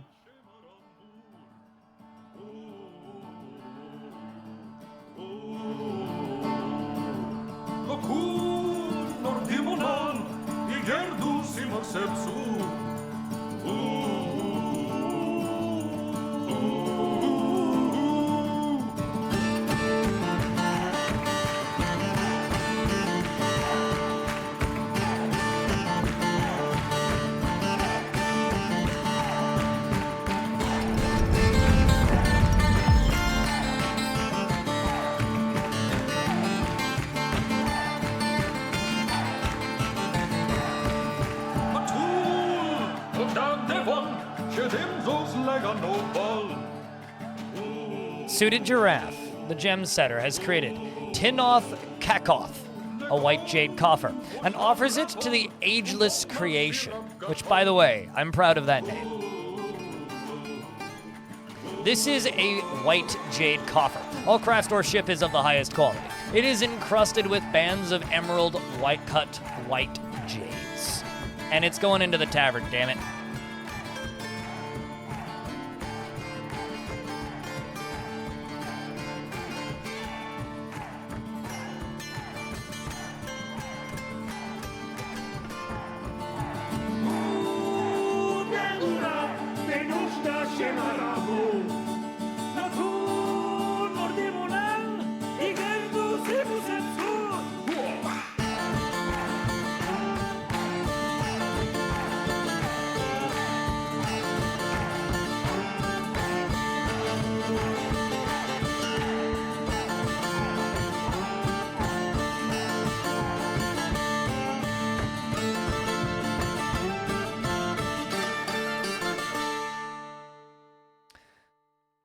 Alrighty.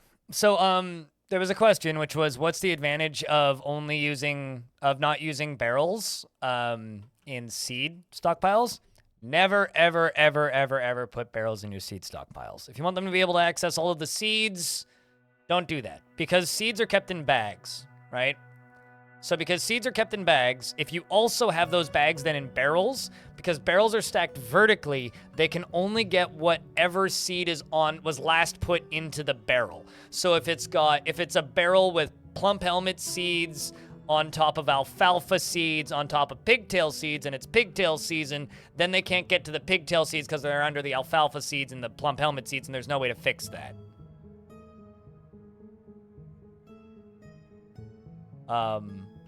So it'll get you job cancellations. They'll eventually figure it out, but you want to be way more specific about where your seeds go. Yeah, I always just tell people that, and sometimes they listen to me. But chat room. So it is 6:20 here. I have a package I have to go pick up, and the place that has the package closes at 7.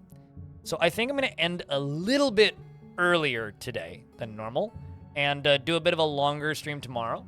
Tomorrow is Friday, which I've started streaming on. And because I will be going to Vegas next week, we're definitely going to stream tomorrow.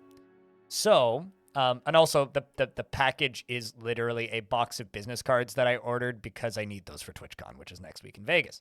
I think this was a solid start to this fort, honestly. We got this cat face dug out and then expanded on it and dug down to here.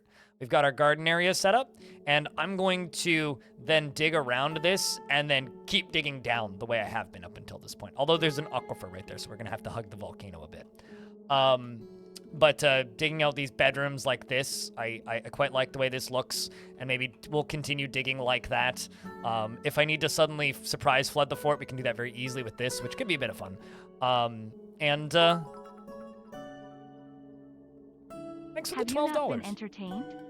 I am now. Yeah, well done. Thanks for the $12, dude. Yeah, I think this is a solid start to this fort. I'm pleasantly surprised we haven't been hit by a necromancer yet. I guess they're not technically at war with us. We have no contact. But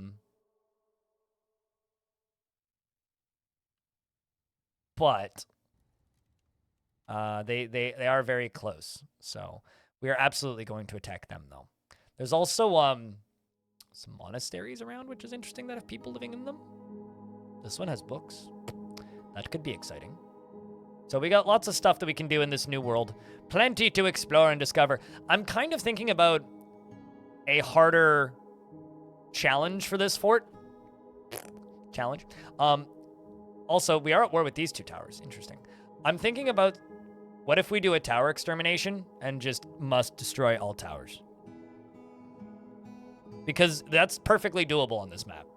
Because every single tower is within reaching distance, so we could actually do that. And with a volcano, that's absolutely a viable thing to go after. A viable goal to have.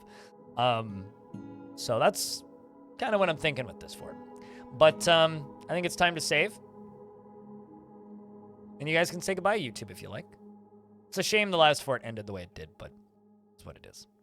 And for Halloween, what I want to do is once I'm back from TwitchCon, probably on like the 26th or 27th, we'll do a fort where I am not allowed to memorialize any bodies. And we're going to go for a terrifying biome. And so I can get rid of the bodies, but can't memorialize them. So ghosts. Basically build a spooky ghost fort. And maybe, like, limit the population to 20 and just have, like, a ghost cult fort or something. Do it in, like, a pocket world and just, like, run it for 1,000 years and crank the savagery all the way up to maximum. And then start with a bunch of weapons. Something like that. Like, we'll go a little stupid with it. We'll have a Halloween fort, and it'll be carnage. But aside from that, I'm gonna go get that package. All right? So what I want you guys to do is chill out for a second, because we're going to go raid somebody. In fact, there's somebody streaming Dwarf Fortress right now who hasn't streamed Dwarf Fortress in a while, and we're going to go encourage him a little bit. It's very important. Very important. So, starting off, I'm going to put on the music.